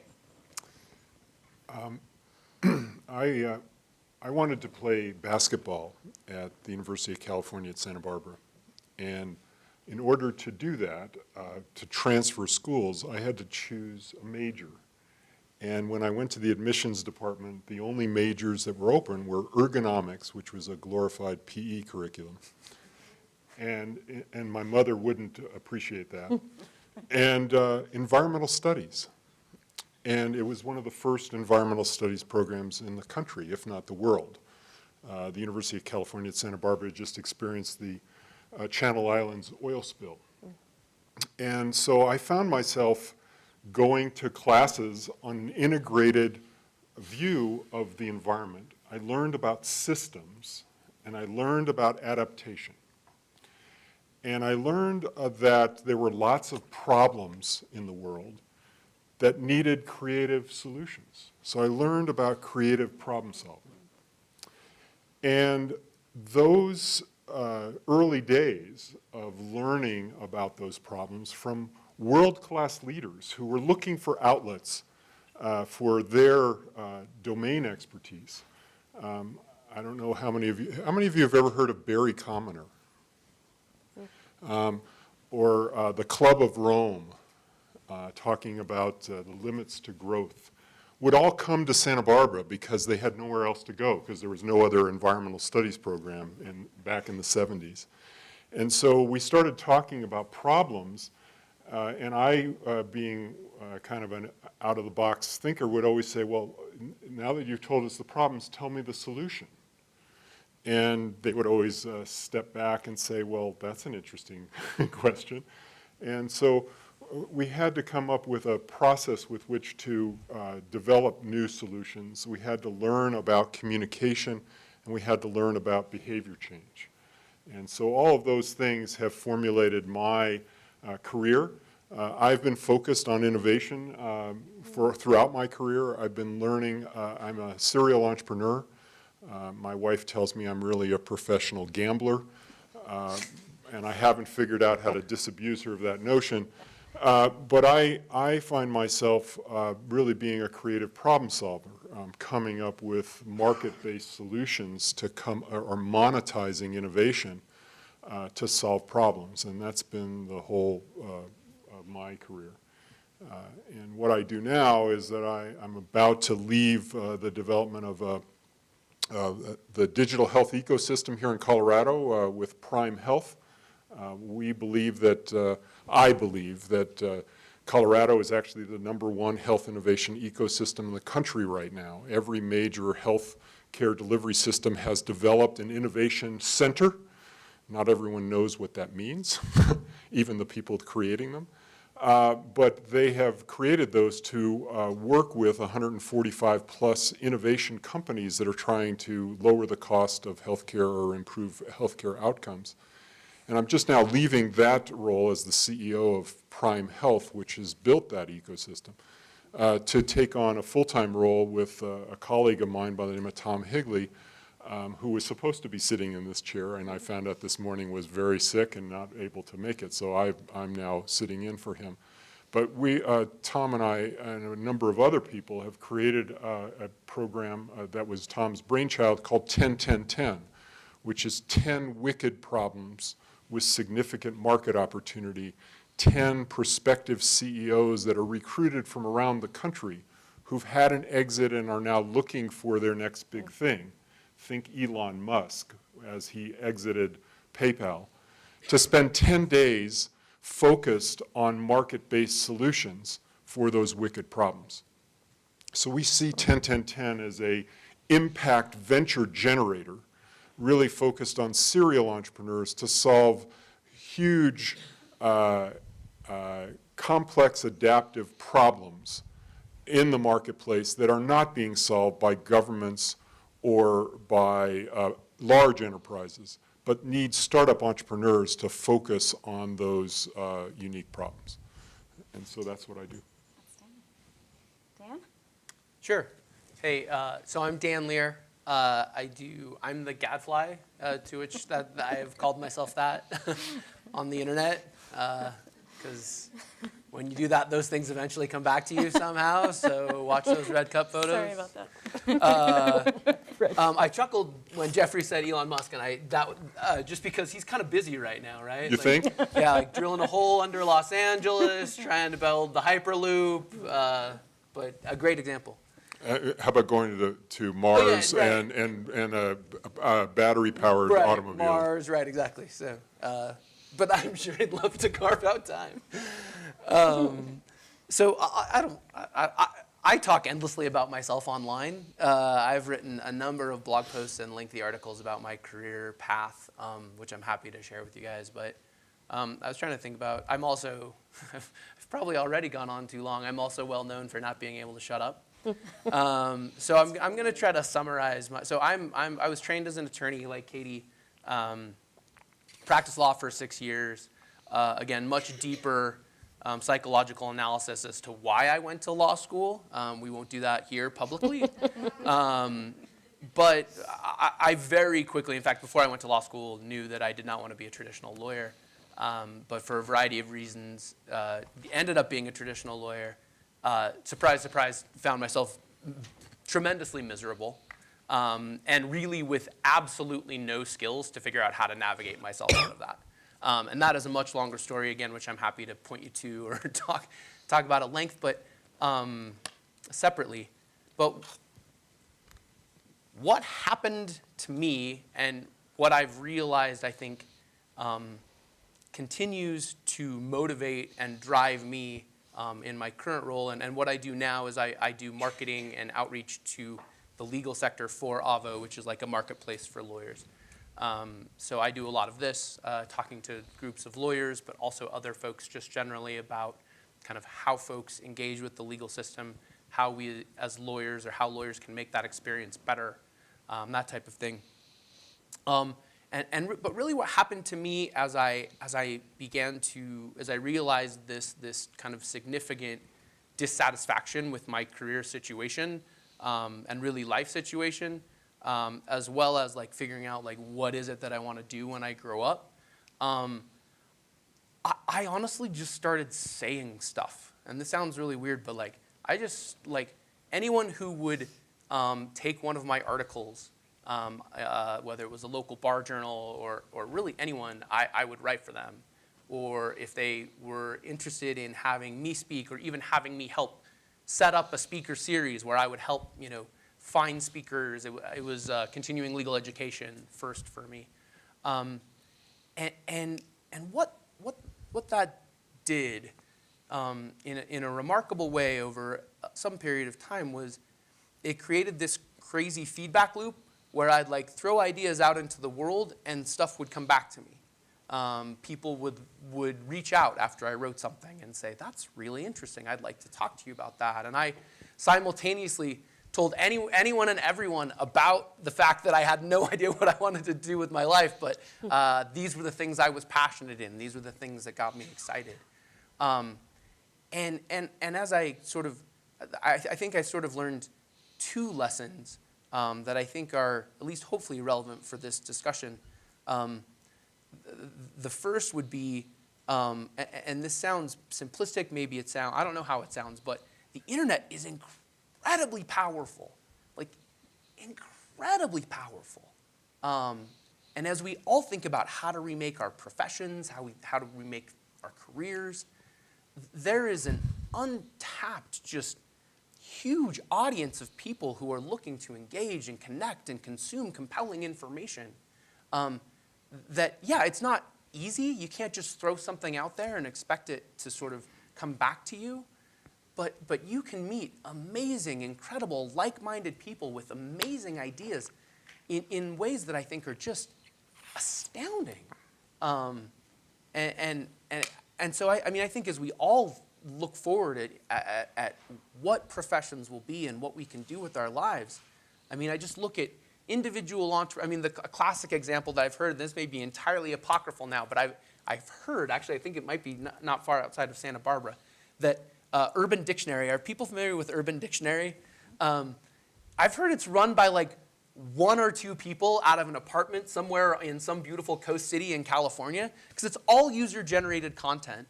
And the site generates like $5 or $10 million a year in advertising, right? Just like that's just one example of many ways that people can, and I don't even want to talk about like building internet businesses, because that's a whole thing too, but just you can kind of create this this mass, right? This inertia that I think is really fascinating. And then for me, the second piece, and this is the piece I'm really thinking about a lot now, is what problem do I want to solve, right? I think forever I tried to shoehorn myself or even beat myself up because I didn't fit into a certain type of career. I wasn't an X or I wasn't a Y. And what I'm realizing, both because of the internet, but also because of a huge variety of factors in our society, some of which, to be frank, as a white upper class male, well-educated, probably benefit me more than they do a lot of other people. And I think inequality is an issue that we have to deal with in our society. But like, I think I have the opportunity, and I think this is exactly kind of what you guys are talking about with 10-10-10, to really pick the problem I want to solve. To go find that thing that really turns my crank. I got to figure out how to pay for myself and my family while I'm doing it. But I feel like that's the easy part, right? Like, there's so much opportunity to go out and solve interesting problems. And as I think about, we talked about this last night at dinner, about a project X-ITE or the future of professions or the future of work. I get really excited because I think all of us are extremely capable, and we've been given so many resources. And now the question is like, what are you going to do with that? And that gets me really excited. So clearly we have incredible professional diversity on this stage. The title of our session is around how we work. So thinking about how relates to how we exchange, how we produce, and how we deliver, given a professional area. What I'd like to do is just pose to each of you, given your background and that diversity, to pick a particular field or a particular problem and how you see the professions working in that space, and to project forward a bit where you think we're headed in addressing that field or that problem, and focus specifically on how you think we will be exchanging, delivering, or producing the work in that space. Broad. Jeffrey. He has notes. I can see he has notes. No, my notes don't answer that question. So I'm going to focus on healthcare, since that's the upcoming program for 10-10-10 is 10-10-10 Health, June 5th through the 15th here in Denver. We have a inconvenient truth in this country, regardless of who's the president, and that is that we have the most expensive healthcare system in the world, and we have some of the worst outcomes of any industrialized nation. It represents 18% of our gross domestic product, and we can't continue with that. And so we've got to find solutions that improve outcomes and reduce costs. And part of that is through engagement. And so I tell everyone that, or I ask everyone, how many of you have smartphones? How many of you have flip phones? None of you. So how many of you look at your phones more than 10 times a day? 20 times a day, 30 times a day, 40 times a day, 50 times a day. That's engagement. So most of our chronic conditions are based on behaviors and personal engagement in individual health. And so the question is, how do we get healthcare to be as compelling as Pokemon Go or Facebook? And so that's really the challenge that we've got there. And engagement is one of those wicked problems that we've got to figure out how to resolve, because 80% of our healthcare expenditures are on chronic condition management, or chronic conditions that need management. So we've got to find ways of using that platform. And that platform doesn't require an individual being, it could be on the coast outside of Santa Barbara, could be in the mountains of Aspen in a snowstorm, as long as you've got internet connectivity and broadband.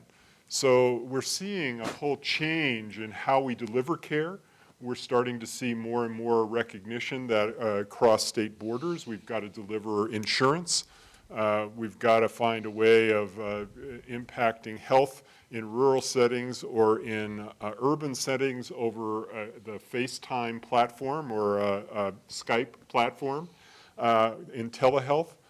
We also have to find ways of developing apps that are engaging and get people involved with them. And so I see a whole change from a regimented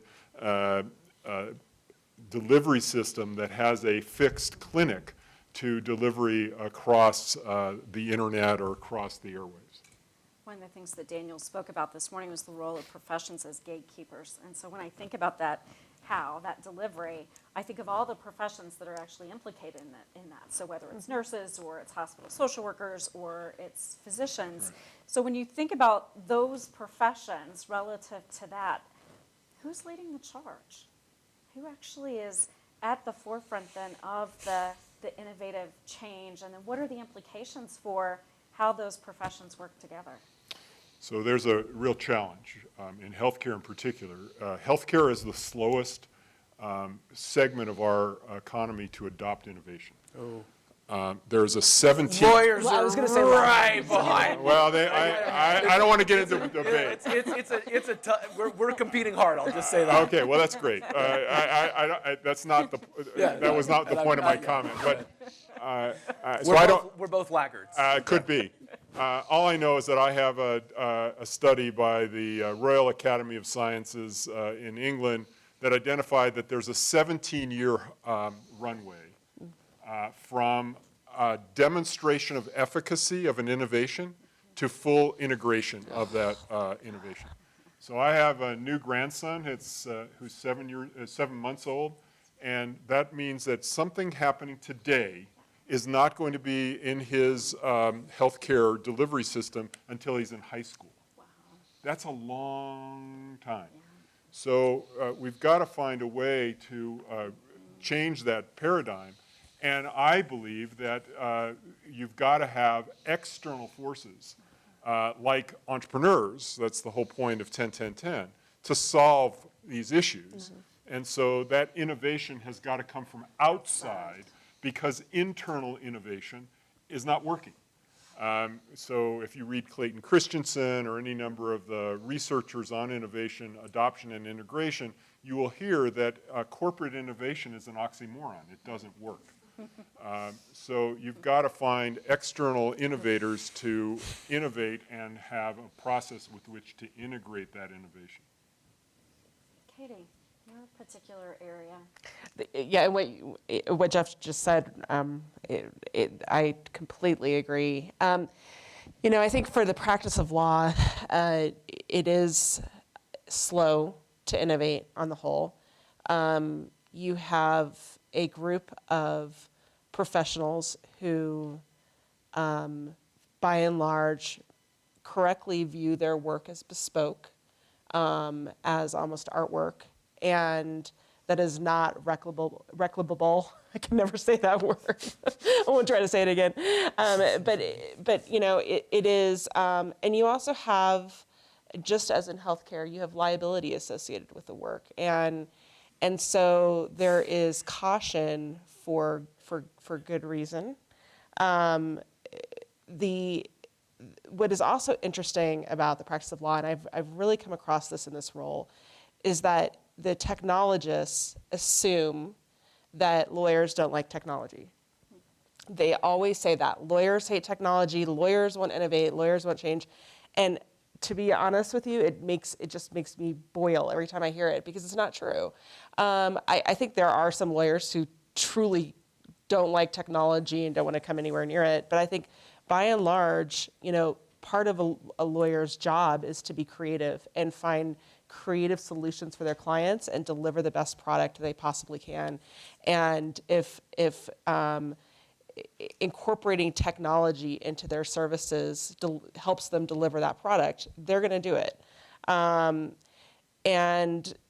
So what I, in terms of answering the question of what the practice of law is going to look like in 5 years, I truly believe that in 5 years, every lawyer is going to be tech-enabled. Right now, there are tech-enabled lawyers who deliver better services faster because they're tech-enabled.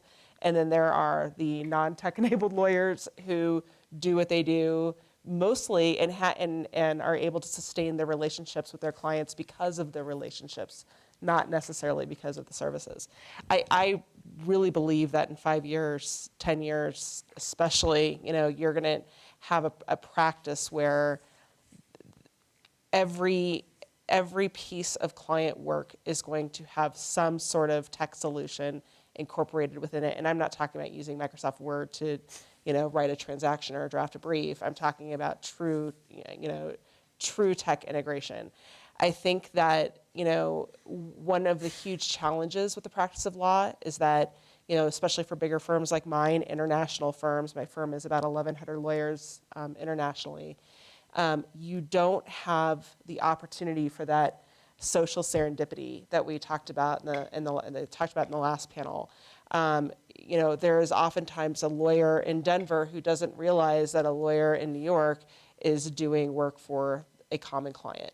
And I think that there's an opportunity for tech and machine learning to help lawyers feel like they're working closer together, even if they're working across the ocean. That the opportunity for tech to create social serendipity amongst lawyers. And I think that we're going to see our work product and our expertise and our knowledge scaled.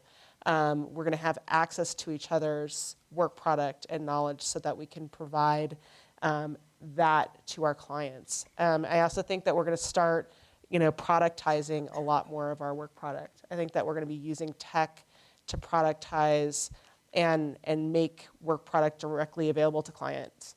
I mean, it could be that law firms act more as a platform and partner with companies like Avo and other legal service providers to provide, an end-to-end solution for clients that is broader than just a mere, lawyer-client relationship.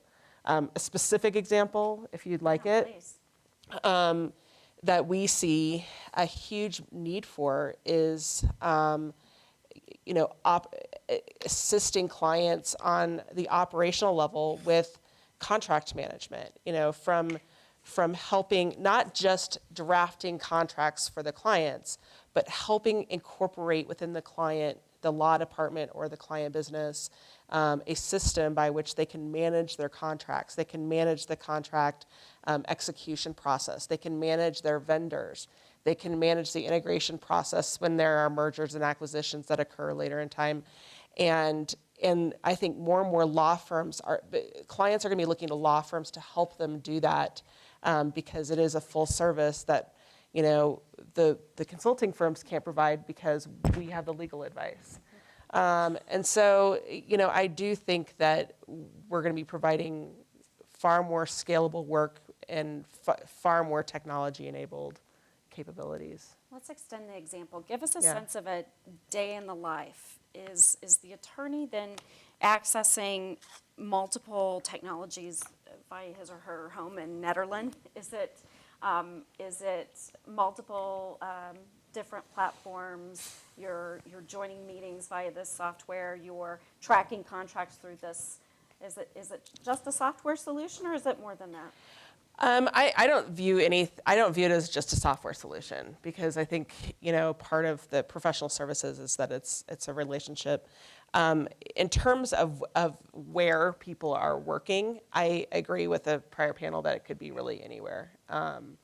My team is primarily based in St. Louis and I'm working in Denver, so, no problem there. But in terms of interacting with the technology, I think that you're going to see more technology that's both lawyer-facing and client-facing. Right now, there's not a lot of dual-facing technologies that lawyers and clients interact with. I think whether it's one platform or many, I don't necessarily know if that matters. It's that you're giving your business advice and your legal advice is incorporated into a technology that impacts how the client's processes flow and how the client does business. And so I think it is about creating a broader business relationship with clients to help clients meet their overall business objectives instead of a one-off piece of legal advice and using technology to solve that objective. Dan, you're nodding your head. Yeah, no, that's, yeah, amen. Yeah, so I was just going to say, Katie, I think you made a good point about sort of lawyers not being as big a technophobes maybe as they get made out to be. And I do think present company excluded, Ed, I've heard some people say, and I think this is fair, like, I would adopt technology if you'd build technology that was easy for me to use. Right? And I think that's a fair criticism. More broadly, so it's super easy for me to talk about legal stuff because that's the world I live in, but I thought I would cede that to Katie, and so I've been sitting here thinking sort of how would I reflect, and I'm going to take your question and take it up another level. Great. But I'll use legal as a lens through which to look at this. So I think fundamentally one of the problems with the professions in general, and Daniel, I'm now treading into your territory, so I apologize. I did not write a book. But I see this in legal, and I think it's true as we look across the spectrum. There is by the very nature of how we think about professions, there are very clear walls. Mm-hmm. And lawyers in particular, I know this from personal experience. I think this may be true inside. I know we were talking about this with education last night, we're very clear about what's inside and what's outside. And as a result, we define ourselves by those walls. We also separate ourselves from other professions by those walls. We also separate ourselves, and this is kind of where I want to take this. We separate ourselves from our clients and from customers with those walls. We are in an ivory tower, right? Our resources are scarce. Our advice is dispensed sparingly and usually expensively. And so as I think about how we're going to solve problems, I'm going to kind of try to weave two threads that you both spoke to together going forward. Again, I see this in legal, but I think it's as true as a consumer of accounting services and of medical services and of consulting services and a wide variety of services. And I think it's as true of legal services. People don't know when they have an accounting problem necessarily. They certainly don't know when they have a legal problem. Sometimes they don't even know that they have a medical condition. And the walls, the barriers between me and that advice dispensed by a professional are tall, they're complicated, they are obscure, they are wide sometimes. And I think, I fundamentally believe whether it's actually through deregulation, and that's a whole nother discussion, but that's one very clear way to start bringing down walls. I'm not saying it's the best or only way, but it is one way, right? All of a sudden when you sort of peel back those walls that intentionally keep others out, people start, right, it really focuses your mind in a way. I'm not going to go there. But I fundamentally believe that the future of the profession, certainly for lawyers, but I would submit, and we heard two great examples from both of you, is going to be in these notions of engagement, right? We need to go out, whether it's, and now Allie's going to kill me for this, it's like design thinking, right? We need to understand customer development. We need to actually go out and understand what's happening to those people whom we as professionals are serving. And then we need to figure out how to solve their problems, because they don't care, frankly, that their problem is or isn't an accounting problem, or isn't a legal problem, or a medical problem, or a social work problem. They want their problem solved. And so, whether it's engagement through an app, whether it's, lawyers haven't traditionally done contract management, but it turns out that this is a problem that's legal related that all of our clients have. Right. We could seed this business. We could say, I always chuckle, I spent some time in Russia not long after the fall of the Iron Curtain.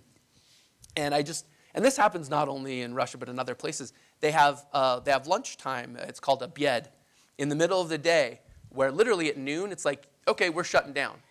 And I would joke, and the capitalist in me was so offended by this, because I would be standing there, loaf of bread and money in hand, and they'd be like, oh, 12 o'clock, and come back at 1.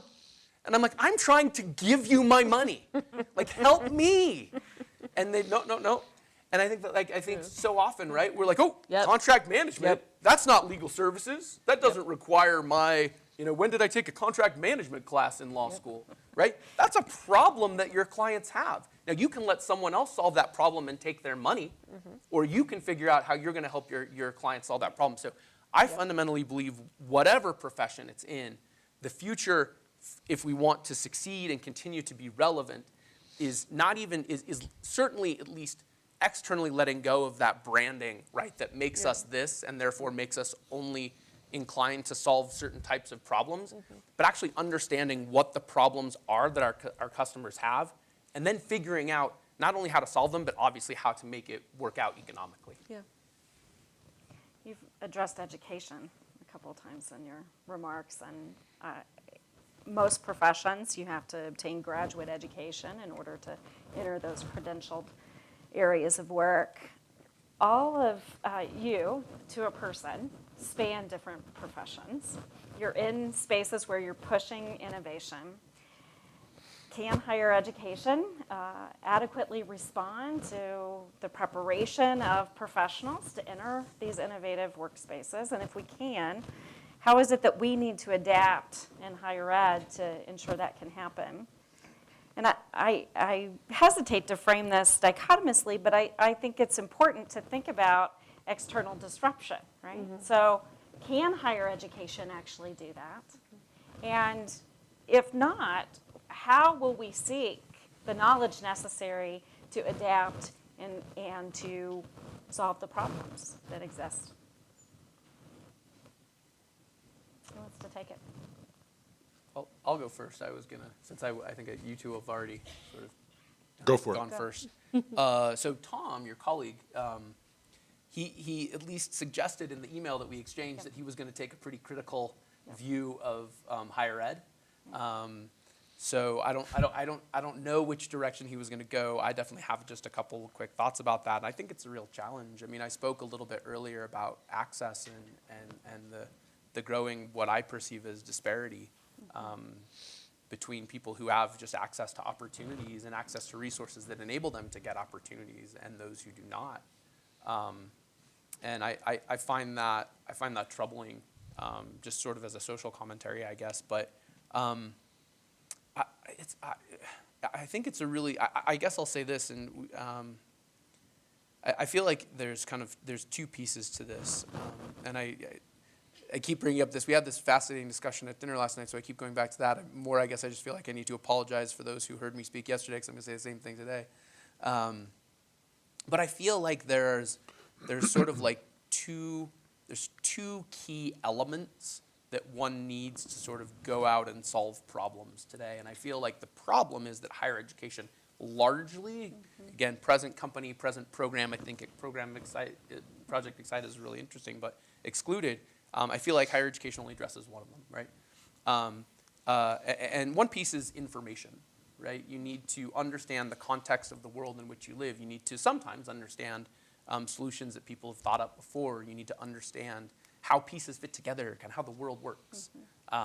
You need to understand sometimes, ideas from 500 years ago, or, core philosophies to what make us human and that help us understand how we interact.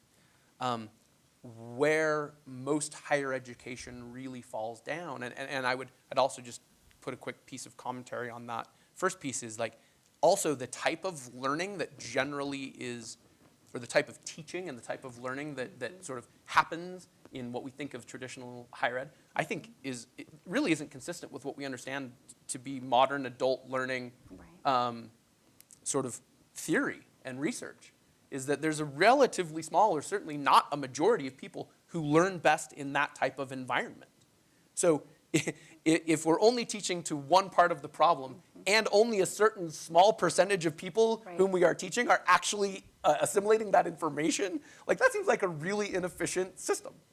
But more to the point, and this speaks to both different learning styles as well as I think a skill that people fundamentally need, is we just need more doing. We need people to engage with problems, in my opinion, earlier, more directly, more actively, because to some extent, this whole information gathering stuff, you can get that now. It's all available to you. You don't need someone ostensibly who's been, you don't necessarily, I'll say that, need someone who's been, spent years and years and years and years and years becoming an expert to give you enough to understand, right, how you can go out and use that information and apply it and solve problems. So I think where higher education falls down, I'd put law school certainly in this group, but I think my undergraduate experience as well, I personally have learned so much by just getting my hands dirty and throwing myself into situations in which I had no clue, and really maybe even no kind of the justification for being there. But I brought energy, I brought a passion around the problem, and I brought a desire to try to help solve it. And I've learned so much more, certainly about how to navigate through the world and how to solve problems through that process than I really ever did through higher education. So I think there's these two pieces that higher education only speaks to one, and I think it's a real, I don't have an answer, but I think it's a real challenge. Yeah, no, I completely agree with you that there has to be more doing. And there has to be an incorporation. I mean, I think what DU's doing here is really great, because there has to be, first of all, we were talking earlier about bringing in outside influences and expertise to really change and augment, your worldview and your approach to problem solving, in whatever field you're in. And I think, one opportunity higher education has is to connect students with those other outside forces that they can use and draw upon for their expertise. I think that, there is, learning by doing, but also making the connections. In law in particular, there is so much opportunity for enhancement to make the law school degree relevant to what the student will actually be doing. There's so much opportunity to teach our law students what, a typical client's challenges are, They don't learn that in law school, in most law schools. I used to joke that after you graduate and sit down in front of a client, you're like, oh wait, you mean my client's a human? Right. Like, nobody ever told me that. Right. I mean, there is, at least when I was in law school, I know that this, and I was at law school at George Washington University, so not any Colorado-based school, but it was very litigation focused. The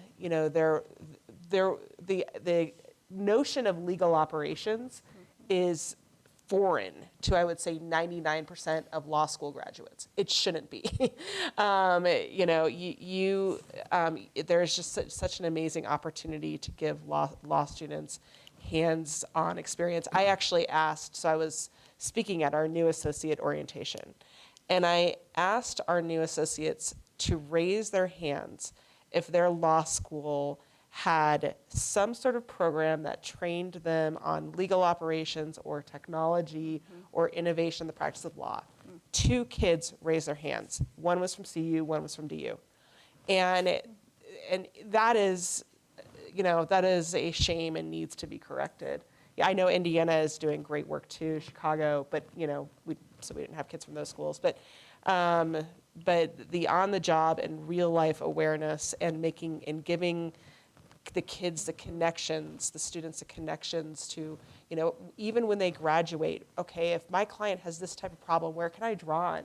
What resources? What are the alternative legal service providers that, that I could call to address this particular problem if my firm doesn't handle it internally?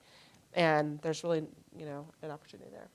Katie, what about the retrofitting? So those attorneys that, oh yes, I do need to know this software and contract management. How are you changing that culture of learning, and where's the influx of education coming from? Is it a consulting firm? Is it in-house? So in our firm, so one thing I've done is I've launched a program within our firm called TechX, which is essentially, it's by invitation only, so it is not something that everyone can just latch on to, but if you're tech forward and you have an interest in truly rethinking how to deliver your legal services using technology, then you can come into the program and you have first access to all of our piloted and newly licensed technology, machine learning technology, et cetera. And then we also have thought leadership within that group, opportunities for speaking and writing, and and kind of an educational system within that group. That's one thing we do. Another thing we do is called the Brian Cave Business Academy, which is a 4-day associate boot camp, primarily on legal operations and legal innovation, and really, teach and pricing and teaching, our associates, how you really, need to manage your matters and deliver your client services, and teaching them what real client needs look like. So. And I would suspect there's not a higher ed partner in that. You all have built that That's correct. internally. That's correct. Jeffrey, please. So I want to disagree a little bit with my co-panelists here. I'm very action-oriented, but I believe what we've learned with 10-10-10 in particular is that we don't spend enough time dissecting problems and understanding how to gain purchase on the solution. And we oftentimes move quickly to solution and really don't understand the problem totally. And so the notion of how an institution of higher learning can help understand what problems are and how to understand it from the individual that's in the center of that, the consumer, if you will, at the center of the value creation universe. That's what an institution of higher learning needs to help. And I also think that it needs to help in terms of change and managing and appreciating and adapting to change in the profession. So we spend too much time in the silos of professions and not enough in the integration of the professions. And we also need to, I think, begin to think about how we train all of the various professions to iterate and to be willing to adapt and fail fast. Failing is okay, as long as you're learning what the failures are. And the other thing I want to really speak to, and I'm really pleased when I look at the audience here, I see, when I came here, I thought I was going to have be part of an audience of DU students, and what I see is some gray hair here. So I feel at home. But I want to say it's really important to note that the Civil Rights Commission in the Silicon Valley hears more cases, not of racism or sexism, but more cases of age discrimination. It's believed that when you're over the age of 40, you are no longer able to be of value to the tech startups. Well, that's a problem. And we here in Colorado, as an innovation enterprise and ecosystem, have the fastest growing cohort in our population is, in fact, my boomer cohort. And so we've got to find a way to integrate seniors back into the innovation process and the problem-solving process as we go forward, because we have wicked problems that we need to solve, whether it be incremental of understanding contracts or contract management or whatever. But some of us have been through the wars and have earned every one of the gray hairs that we have, and I'd like to find a way of us finding an integrated process for all of us. We were talking. Thank you. Yes, gray power, right?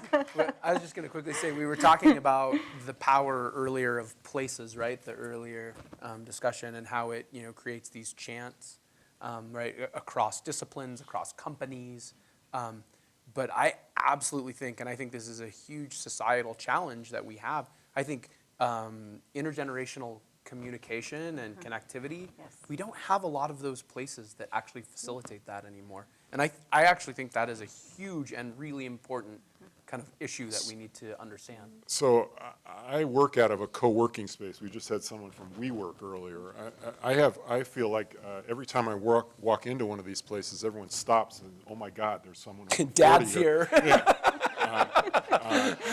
Somebody's going to get mad at me. My wife has banished my khakis. I can't wear them anymore. I have to wear Levi's in order to be accepted. And it's an issue. And it's something that we've got to figure out how to overcome. And again, I think that those of us who've been through various processes before understand the iterative processes that need to be developed in order to solve problems. And I'd love to find ways for the institutions of higher learning to figure out how to create that, and even that notion of intergenerational kind of bothers me, but to think that I'm a different generation, it makes me feel like I'm a different species, and I'm not. And so there has to be training programs, there has to be common problem solving, and again, cross-functional or cross-silo or domain organizations. What's interesting about that, I'm listening to this, and my experience, our TechX group, for example, probably has more senior partners than junior attorneys. And so there's no age correlation whatsoever. And I frankly think the more senior partners, and by senior I mean in age as well as wisdom and years, are more inclined to understand and incorporate technologically based solutions within their practice, because those are the people who are really passionate about delivering excellent client value. And so it's interesting to hear you say that, because that's not my experience in terms of there's no division based on age. So I used to be the executive director of business development at National Jewish Health. And one of my portfolio components was to build an advanced diagnostics laboratory there, a personalized medicine laboratory there. And I'll never forget, I went into a bookstore to get a book on molecular biology for the complete idiot, because I didn't have that experience, and I was told that if I was asking for that book, I wasn't a complete idiot. But what I learned is that if you are really wanting to be at the leading edge of healthcare, you want to have a physician that was trained in the 1980s or more recently, because there was no training in molecular diagnostics previously. And so we've got to find a way to have the training of the senior leaders in the healthcare profession and or the legal profession to learn about those dynamics, because technology is and innovation is so rapidly advancing. But we've got to find a way to again, integrate and be inclusive of all of the solutions and all of the viewpoints. Well, I know among my dean colleagues, not only the challenges you've put before us here, but also the opportunities in terms of our value proposition. I want to turn the microphone to you all and allow you to address questions of this dynamic panel. We have a few moments for that. Who wants to get us started, please? Could you all examine maybe the negatives of technology as it relates to the professions? And I'm referencing some things like, people do their own taxes on TurboTax. They face penalties, fines, and audit from the IRS. They do their own patent search, USPTO, end up violating a patent, end up getting sued not only for their company, but perhaps for their entire livelihood of their personal possessions. Patients come into their doctors having already self-diagnosed their malady and with the recommended course of treatment to their doctor, which their doctor then has to talk them out of. Don't these issues to some extent almost validate the need for the professions and almost ensure the survival of those So professions? can I jump on this one? Sure. Very quickly. This is exactly what I'm talking about, right? Why? Let's step back, honestly. Why are they doing that? Why are they doing patent searches themselves?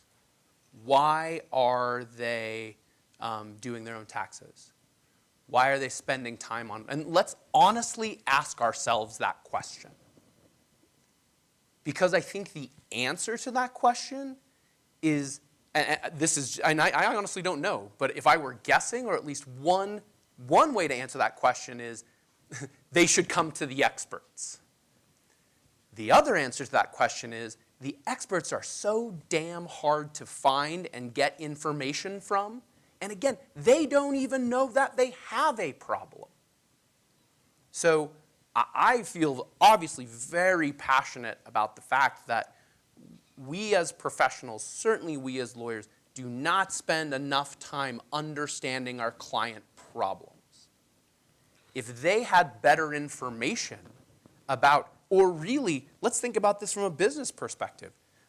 Would you do a self-patent search if you knew, A, so if someone went through the marketing trouble of making you aware of the fact that such a service was available, and then B, automated it, because let's be frank, and this is something I did in a prior job now more than 10 years ago, we were sending patent prior art searches to India. I worked for Microsoft, right? So we know it can be done inexpensively, and if it can be done abroad, it can almost certainly be automated, at least from a simplistic standpoint. Would you do your own patent search if when you Googled, do my own patent search, you either saw a well-placed organic link or a paid link that said, don't do your own patent search, pay us $20 and we'll do a patent search for you. Oh, and by the way, we will build a business that helps you understand that doing your own patent search and filing your own patent is actually a bad idea. Oh, and by the way, let us introduce you to one of our local attorneys. Or not even local, since patent is a national practice, right? So I get a little excited about that question, because to me, the bigger question is, and I do think there are significant problems in technology, right? The dehumanization, right? The fact that we're not interacting with each other as human beings. The notions that Daniel talked about earlier about should robots be making decisions about life sentences or who should die or those kinds of things? The reasons that people are self-diagnosing and trying to solve their own legal problems and doing their own taxes is because the alternatives are too expensive and haven't been made easily and readily available to them. I would say that I don't have a problem with individuals taking that engagement. To me, that's a positive. In fact, there's been Absolutely. numerous studies that have shown that doctors don't diagnose as well as artificial intelligence. So there's a great deal of evidence that shows that machines and AI are better at diagnosing than doctors. What I believe is happening is that you're seeing the opportunity to take innovation and use it as a way for me to be prepared and engaged, and then go into my doctor and have a quality conversation about what I've determined is going on for me, and for them to react to that as opposed to my listening to what they're telling me is going on and my not being engaged, my not understanding what they're telling me, because health literacy is a problem that we've got to overcome as well. Other questions, reflections? Here. This is a question for Katie. When you're innovating inside your firm, do you buy, build, or both? Both. So I have a team of software developers and analysts who report up to me, and we do build some proprietary technology when there is a gap in the marketplace and what we need for a client doesn't exist. An example is we've built a contract management system that is simple, it's easy to prop up, and it doesn't cost a lot of money. And we can integrate it with other related tools like automation tools, like terms playlists drafted by our lawyers in a very easy way. We help clients build matter management systems so that they can manage their matters across a portfolio of clients, portfolio panel of law firms, and understand what their budget is, et cetera. And so a lot of the time when we're building, it's part of a larger process of helping our clients, meet their operational objectives and solve operational problems. If we can buy it, we buy it. There's always a tension between, as a law firm, how much do you want to look like a software development company? How much do you want to be licensing software development? And, frankly, I think there's a lot of opportunities for partnerships where you can kind of meet somewhat in the middle and build systems that you can scale out to a lot of different companies. But we would be very hampered if we didn't have the software development team that we do, and if we didn't have the ability to build proprietary tools when it made sense. Last question, please.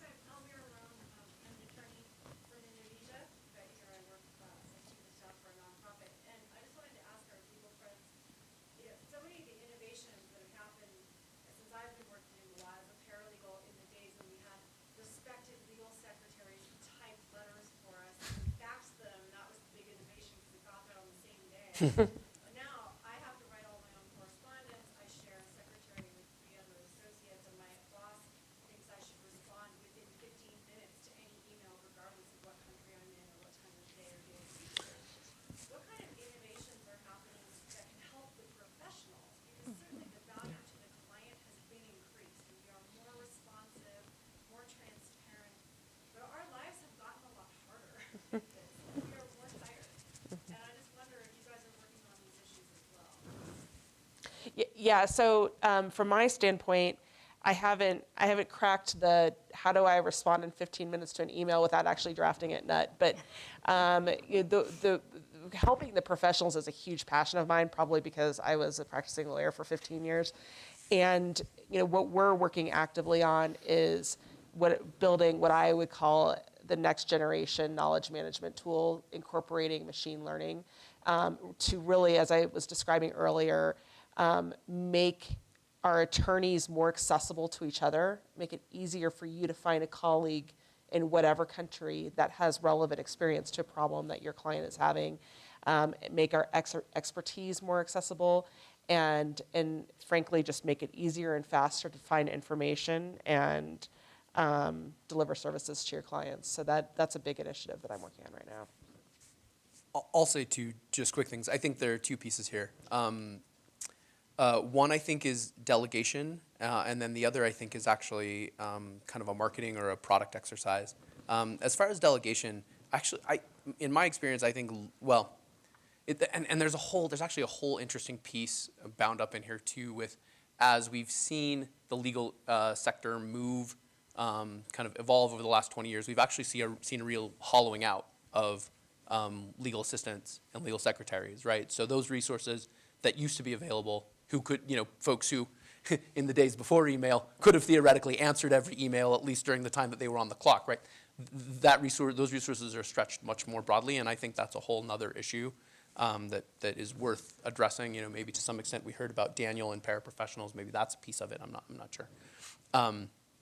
But I do think a lot of attorneys are very hesitant to let go of things that they frankly should be delegating. Again, if we go back to this higher education discussion, right? You've spent 20 years, right, honing this thing to a finely sort of tooled machine. And your highest and best use is not responding to an urgent client email that really doesn't have anything, that does not engage this finely tooled machine. And I think that there are lots of attorneys who raise, I think, some valid, some scaremongering concerns about confidentiality. But I mean, you can get personal. I mean, Ruby Receptionist is a great example, right? Like an outsourced telephone answering service. So you're not interrupted. Somebody's answering the phone, but you're not interrupted by telephone calls all throughout your day, right? Tim Ferriss talks about hiring personal assistants, right, to answer your email so that you can focus on the things that are more valuable. So I think as lawyers, we need to be more comfortable letting go and delegating those things. I think B, and I think this gets to the fact that we as lawyers have really struggled to sort of grok marketing and productizing our services. But I think there's a world in which you create client expectations by the type of service you deliver, so that you are being appropriately compensated for the type of grief that they introduce into your life. And I mean that very seriously, right? Like, there are certain lawyers who feel the need, who have the type of client base and feel the need to answer any phone call or any email at any time, right? I don't expect that kind of service from Walmart or Target, right? And we have a legal structure that really prepares all attorneys the same, treats them all the same, and then places largely the same types of expectations on all of them. And so I think we as attorneys can do a much better job of saying outright, hey, listen, client, you want to buy from me, and this doesn't mean, and this is a very crude example, but just if you want me to answer the phone anytime, I will commit that, but it's either going to cost you X or you're buying a higher level of service from me. If you don't think you'll ever have, or, hey, buy the lower level of service and just understand that if you call me urgently, I will pick up, but it's going to cost you more, right? Like that's how business works, right? And that's a very reasonable expectation. So we as attorneys need to understand how to appropriately price our services, so that we can manage those expectations. Or you need to say, yeah, I'm on call all the time, but I'm really expensive.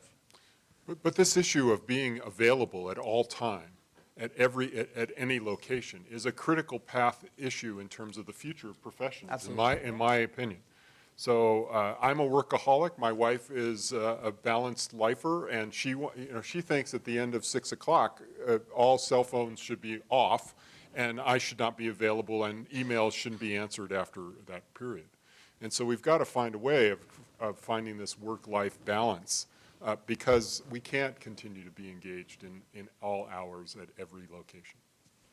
We're standing between you and lunch. I can't believe how quickly this hour went by. I'm also really struck by, in that short period of time, the key themes that emerged in terms of engagement with the problem, engagement with the solution seeker, the porousness that's needed across the professions and the disciplines, and then the implications that both of those have in terms of how we actually train the professions to do their work. I hope we all walk out of here thinking about interdisciplinary sorts of solutions, that we think about applied learning and how we as higher ed can do our business differently. I trust we'll continue this conversation over lunch that is in the atrium area. Please join me in thanking our dynamic panelists today.